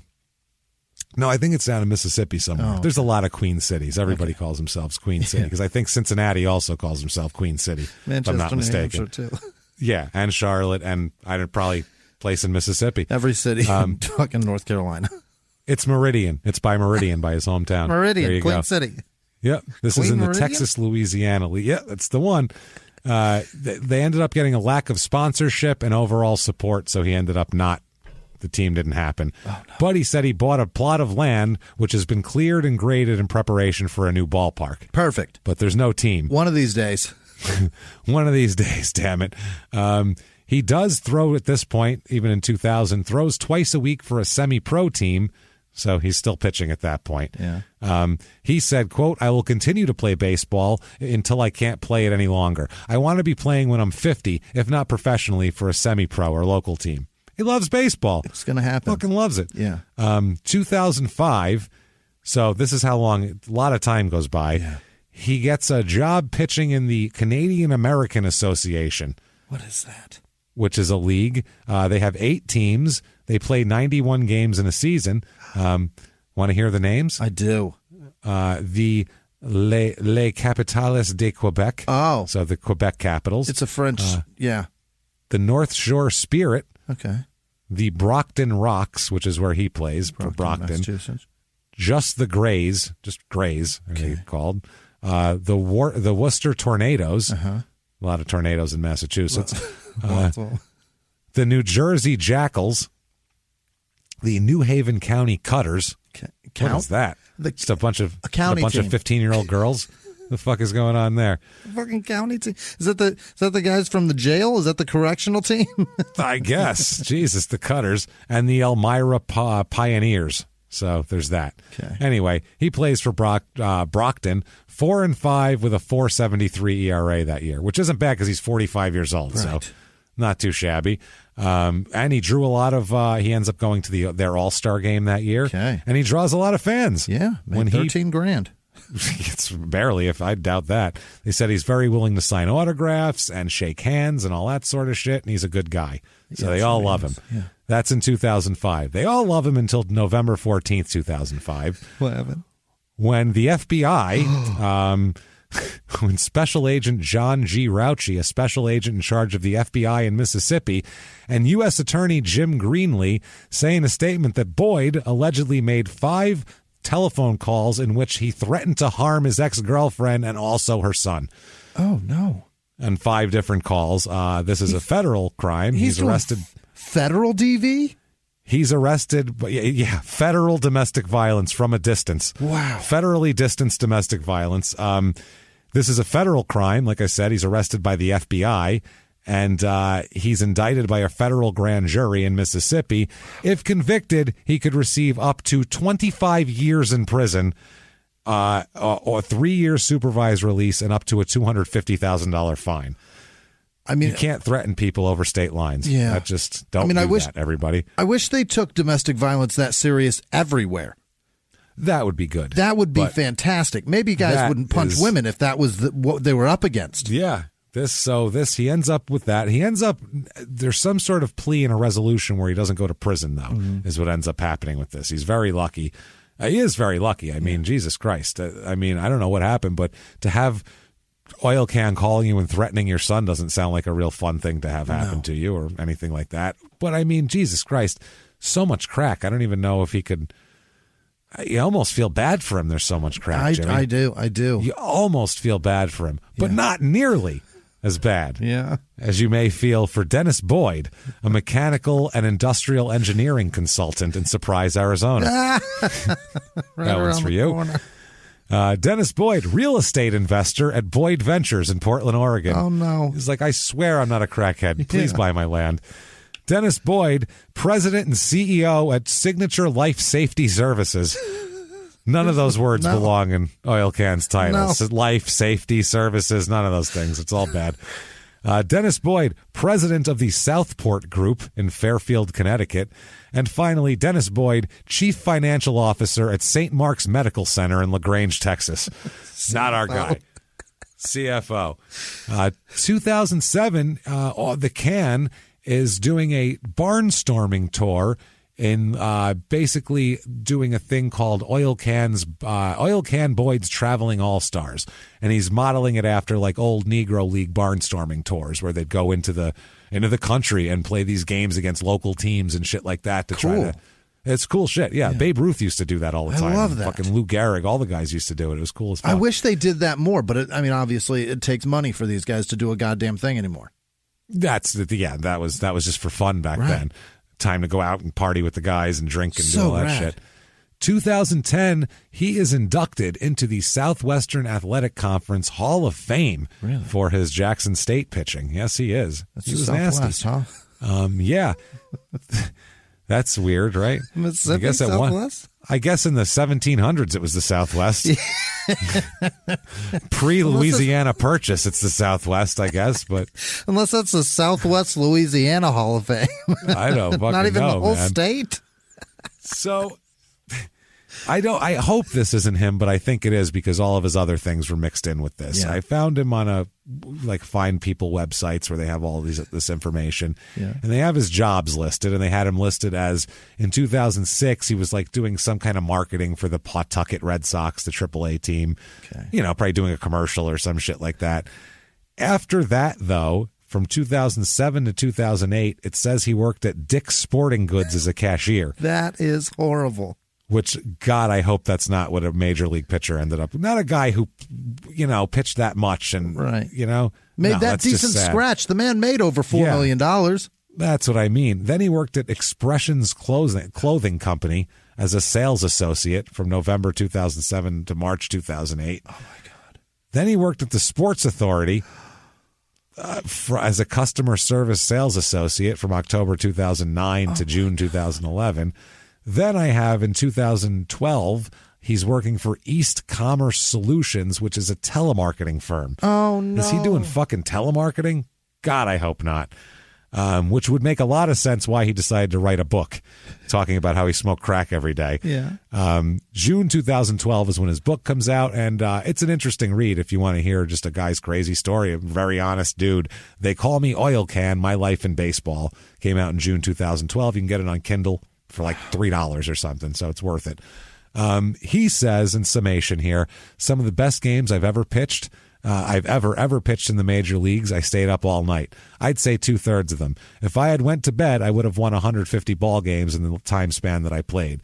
I feel like my career was cut short for a lot of reasons, but I wasn't doing anything that hundreds of ball players weren't doing at the time because that's how I learned it. It was something that I had to deal with personally, and I succumbed. I lived through my life, and I feel good about myself. I have no regrets about what I did or said about anything or that I said or did. I'm a stand-up person, and I come from a quality background of people. Okay, very good. And very quickly here, the Lenny Dykstra Ron Darling lawsuit came up about Lenny Dykstra, or Ron Darling in his book, 108 Stitches, saying that Lenny Dykstra was shouting out racial slurs, which like spooked Oil Can into pitching poorly and giving up 4 runs in the first inning, including a Lenny Dykstra leadoff homer. Yeah. Which then Oil Can Boyd said, I didn't hear shit, which he does say when he smokes weed, he focuses and gets in there. But I feel like he would have heard that. I feel like his ears do perk up if you call him the N-word. Just like a thing, I think that word is like a dog whistle for fucking anybody. For anybody, but especially a Meridian, Mississippi burning era childhood person. You'd probably catch that. So there was a lawsuit. The Judge Kalish, didn't rule on the grounds that Dykstra was or is. It doesn't matter basically either way about Dykstra, because he said that Dykstra's overall reputation collapsed so profoundly that libeling him or defaming him is, quote, legally impossible. You can literally say anything you want publicly about Lenny Dykstra, and it's precedent that that's okay because he's fucked up so much that you can't say something false about him because anything could be true. That's fucking amazing. I don't think there's anybody else out there who is being that open license to libel someone because of whatever here. Who knows? Yeah. Dykstra complained that obviously this forever branded him a racist and all of that sort of shit. The judge says, or is this okay.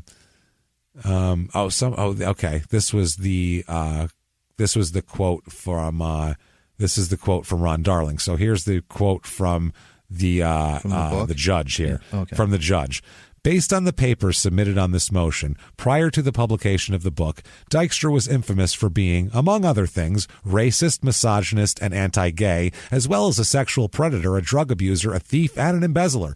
Further, Dykstra had a reputation, largely due to his autobiography, of being willing to do anything to benefit himself and the team, including using steroids and blackmailing umpires. Considering this information, which was presumably known to the average reader of the book, this court finds that as a matter of public law, the reference in this book has not exposed Dykstra to any further public contempt, ridicule, aversion, or disgrace, or evil opinion of him in the minds of right-thinking persons, or deprivation of friendly intercourse in society. Lenny, is that a woman or a man? Who is that? Whoever I don't know. The judge looked him straight in the face and said, Lenny, you're a piece of shit, and everybody knows it. Oh, yeah. He also went on to quote GQ's article about him, what he said about his covers and of the magazines and all that sort of thing. Right. So, 2020, finally here, Boyd, Oil Can, is trying to organize and build a community baseball academy in Meridian that appeals to parents as well as black children. He said he wants baseball in Meridian to be the focal point of the community as it was when he was a kid. He said, quote, "It was a home-based community. The community was behind you. The community came out and supported the kid who played baseball. It's not like that. It's not that way anymore. The kids have traded in Little League baseball for the streets. We're not trying to get the black fan back in the ballpark, or we're trying to get the black fan back in the ballpark. That's what's going to put the black ball player back on the field, the black fan. The kid won't come and participate in the game unless he has some encouragement from the home." And he said, I had encouragement. He said, you knew about the Satchel Paiges and the Josh Gibsons and the cool Papa Bells. He said, we knew about baseball growing up because our grandparents and parents would tell us about it. I fight every day not to go out and get drugs, but it's a private fight.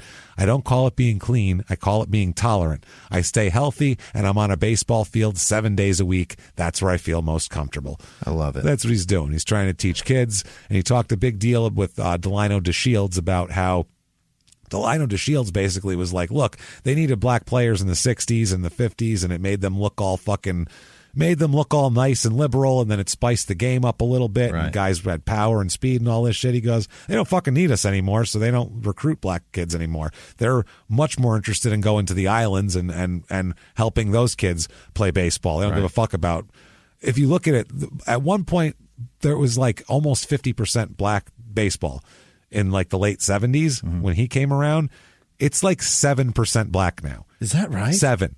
Yeah, it's under 10%, or it was a couple of years ago. I don't know if a couple more guys have come or what, but it's under 10% of the league is black. That's less than the population in the country of black people. You know what I mean? Yeah. Like that's crazy. It's fucking crazy. And to Oil Can's point, it's not as encouraged in their household. It's not as popular. Right. That's what it is. So it's that, and the leagues have not made any attempts to try target, to, and not necessarily, that sounds awful. Well, no, to target them, to target kids to want to play the sport. Right. Put a couple of bucks into that shit. Right.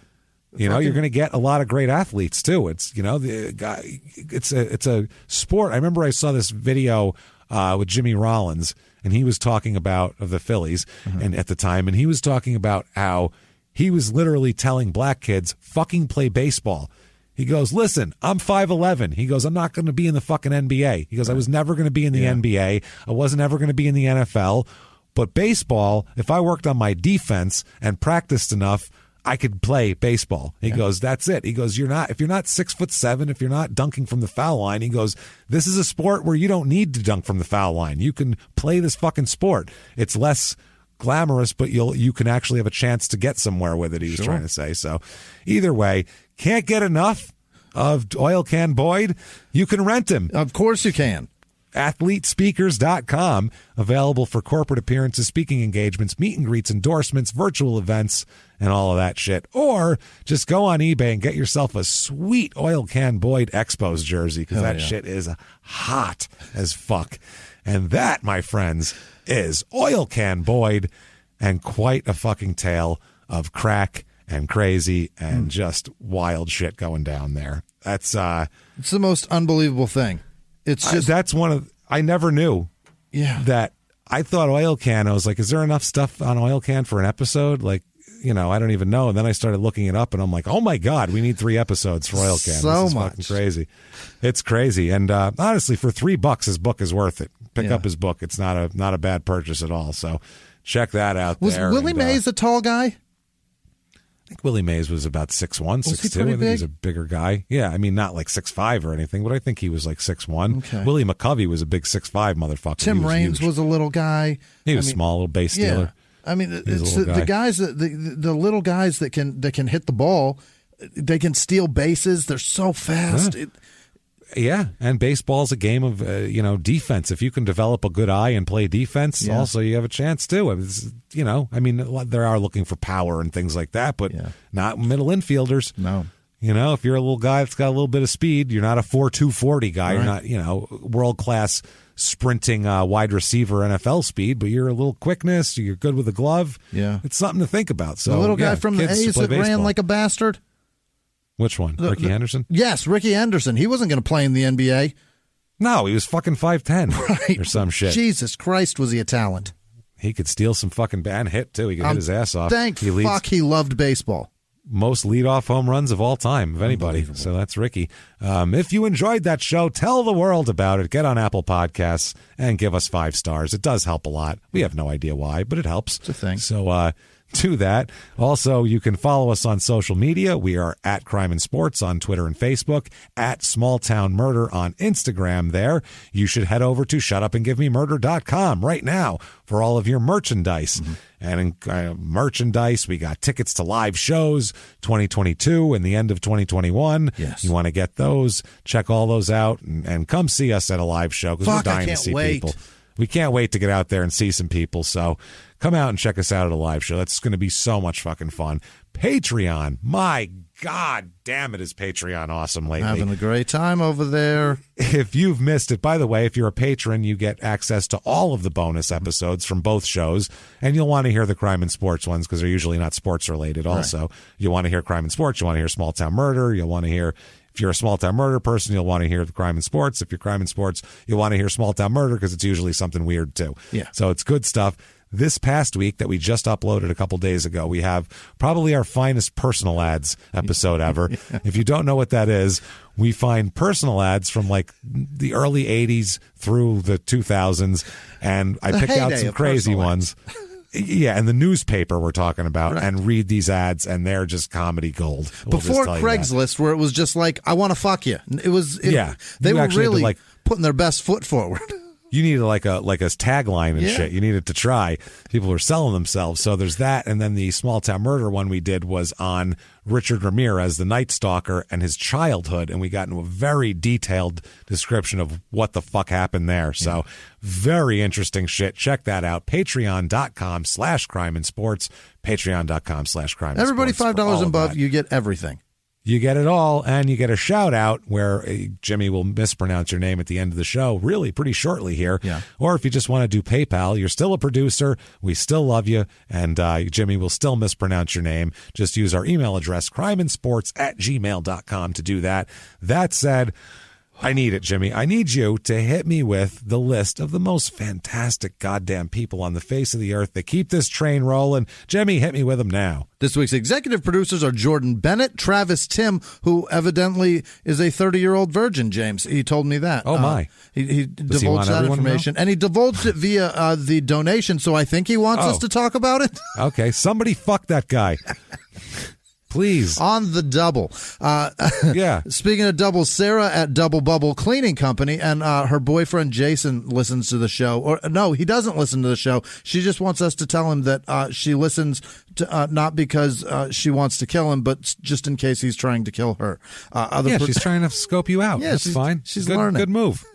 Good move. Also, executive producers are Chrissy Ann Castaldi, that's Carol Braun. I already said Jordan Bennett. Autumn Palmer, Harmony Bettenhausen, Brooke Kale, Melissa Turner, Joanne Ahern, Cindy Marshall. Where else did I go? I said Melissa Turner, Tracy Mitchell, Doc Holiday Hotop, Ava Van Wick, Andrea Will, Rachel Ava 3 different ways. Rachel Jones Gundel, and Jeremiah Grother. I'm not sure. That word made me want to burp. Edward O'Reilly also. And you guys truly can't overstate or understate how amazing you guys are. Thank you truly from the bottom of the hearts. Thank you. Other producers this week also are, what did I do? I have it's just, okay. I looked like a fork and knife. I don't know how I did that. You got umlauts. I don't know. Utensils. I'm putting emojis into the. All right. Other producers are Taylor Cozart and Melody Kernatz. Rick is a moderator over at the Discord group, and he lost his father recently, and he says he's over it, but it's still obvious that you're struggling. Rick, hang in there. Hey, your friends told me to tell you that. Also, Jacob Williams has taken Caitlin to New York because they're getting married, James. Congrats, both of you. Getting married. Dustin and Danny Martin. And I think Danny may be in the hospital. No, I don't know what I'm doing. I don't. Somewhere somebody's in the hospital. I know that. Jesus. Corporal Carl Kirshner's wife, Christy. That's a lot of she got a new job. Congratulations. Also, Liz Vasquez, Charles Lundaby, Peyton Meadows, Barry, what is this? Mako Kina? Corey Weinberg, James Martyr, Martha, Capayan, Martha Capadonna, Jennifer Rydell, Joe Bascombe, Caroline Goya, is that 2 L? God, I don't know. You wrote it. I didn't even write it. I typed it. You typed it. Still can't read it. Jesus Christ. David Beers, Michael DeGrief, Nick Ruggiero, Jesse Pitts, Janice Hill, Mother Jefferson, Jess Robbins. Who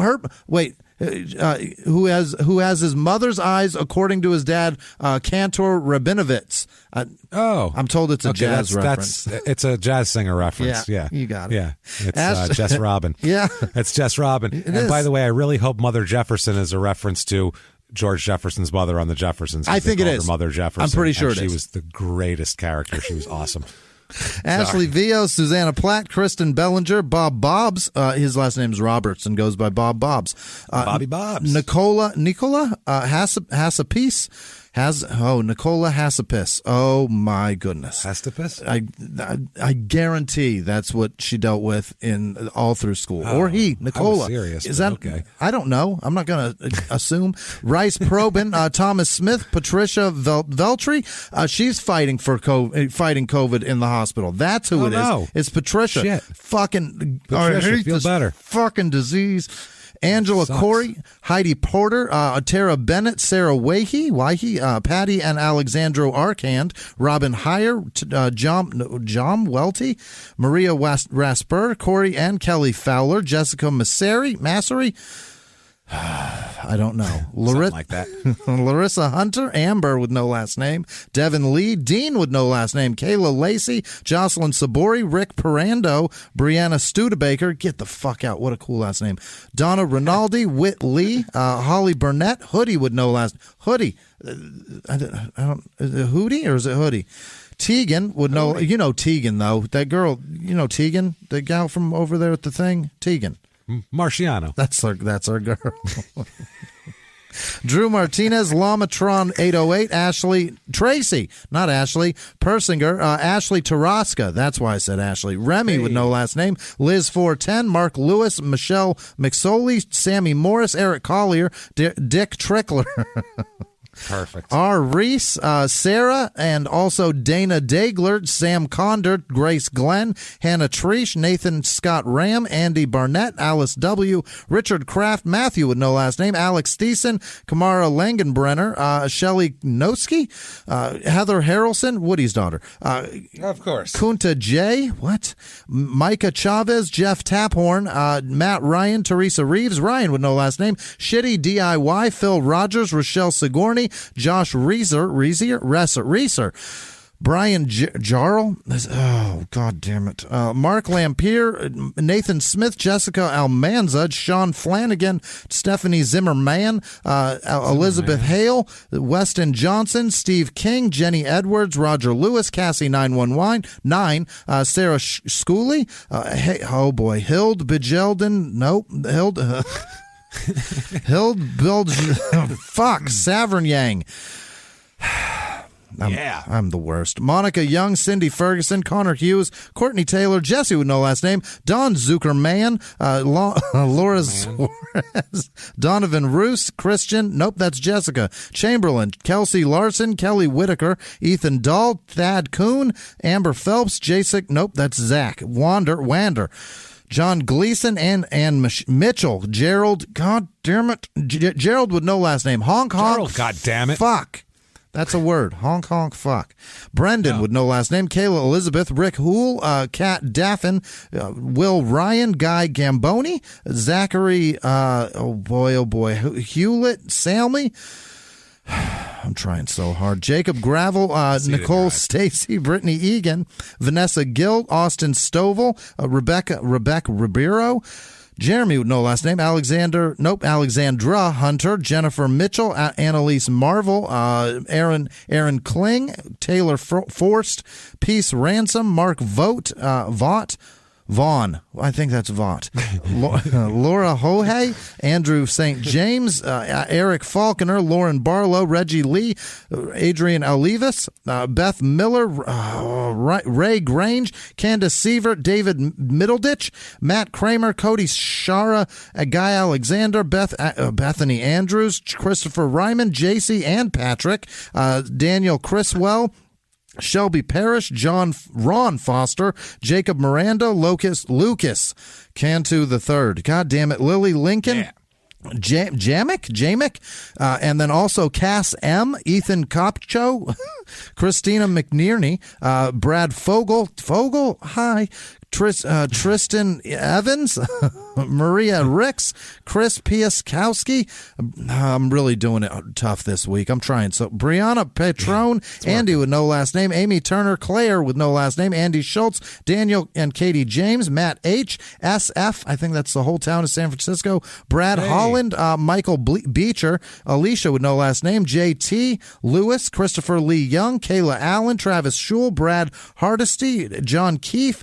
That was the name of a basketball player, wasn't it? Keefe? Was it Matt Keefe? That's a Keefe. O'Keefe. Is there an O'Keefe? O'Keefe. Kevin? Keith? I don't remember.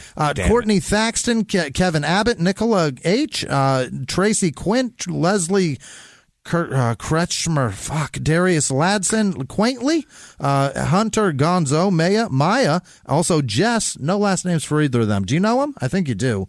I think that's Worcestershire. The Worcestershire fortune. Kristen Aldrich, Lauren Schultz, Stephen Vaughn, James Bradford, Noah Paxton, Amy Carroll, Jeremiah Mueller, Ashley Stewart, Brody Maynard, Shelby Hughes, Austin O'Neill, Chrissy B, Dustin Wortham, Betsy Lou Brixon, the Glens, the whole family, I think, John David Cubizin, Chris Kelm, Macaulay Hodge, Kay Krizenik Sewell, Gustavo Munoz Pinto, Melissa Truelove, Marnie Sterling, JP Trent, Muriel, Shane Bolt, Elizabeth Sharon, Katrina Taunton, Tony Peterson, Sharon Zitnick, and Kelly Thirsk, Lori with no last name, Jennifer Schaefer, Edward Collins, Allison Ames, Steve White, Steve Magoo, Patrick Ribicki, Panna Gerardini. Such a question mark. Bonnie Ford, Cody Fedler, friend Aaron Sutton, Jenny with no last name, Anna Sargent, Hayden. Do you know Hayden? I think. Do you remember? Sriracha, of the Sriracha family fortune. It's a lot of, we're getting condiment money this week.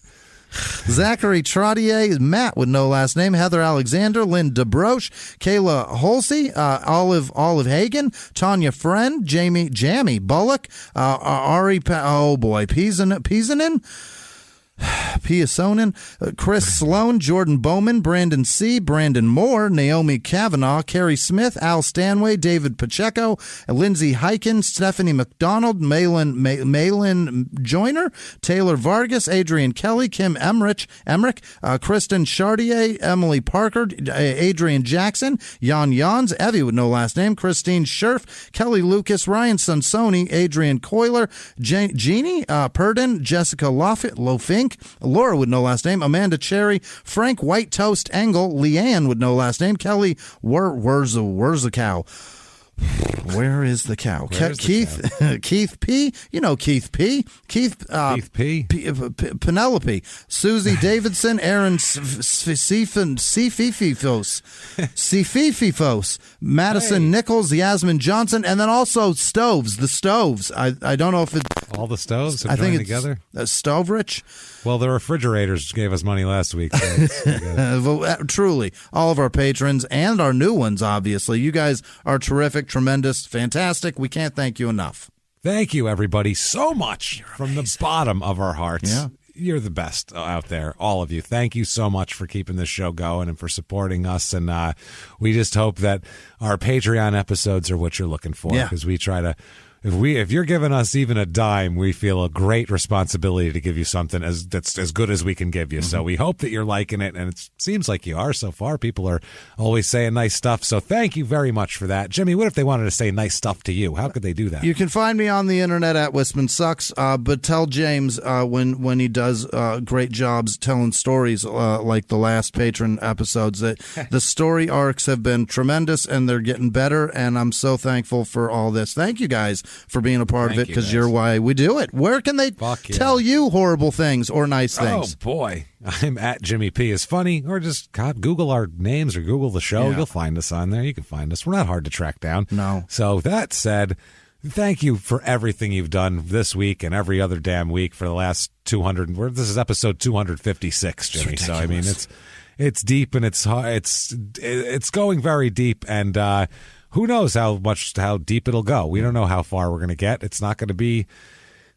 400 or 500. I'll tell you that much right now. It'll be well before that. So thank you, everyone, for sticking with us and hanging out with us, because this show is our show at this point. We don't really give a fuck. Right. So we just hope you like it. If not, we don't really care. Yeah. So that said, 5 years strong and 3 hours of this shit. Oh, baby. Live from the Crime and Sports Studios. We will see you next week. Bye.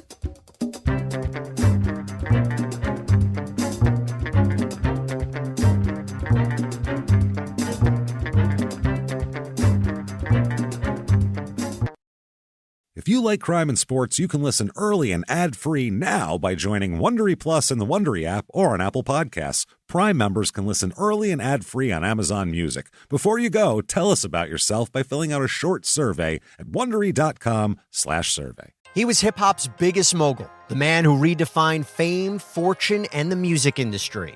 The first male rapper to be honored on the Hollywood Walk of Fame, Sean Diddy Combs. Diddy built an empire and lived a life most people only dream about. Everybody know ain't no party like a Diddy party, so. Yeah, that's what's up. But just as quickly as his empire rose, it came crashing down. Today I'm announcing the unsealing of a 3-count indictment, charging Sean Combs with racketeering conspiracy, sex trafficking, interstate transportation for prostitution. I was up. I hit rock bottom, but I made no excuses. I'm disgusted. I'm so sorry. Until you're wearing an orange jumpsuit, it's not real. Now it's real. From his meteoric rise to his shocking fall from grace, from law and crime, this is the rise and fall of Diddy. Listen to the rise and fall of Diddy exclusively with Wondery Plus.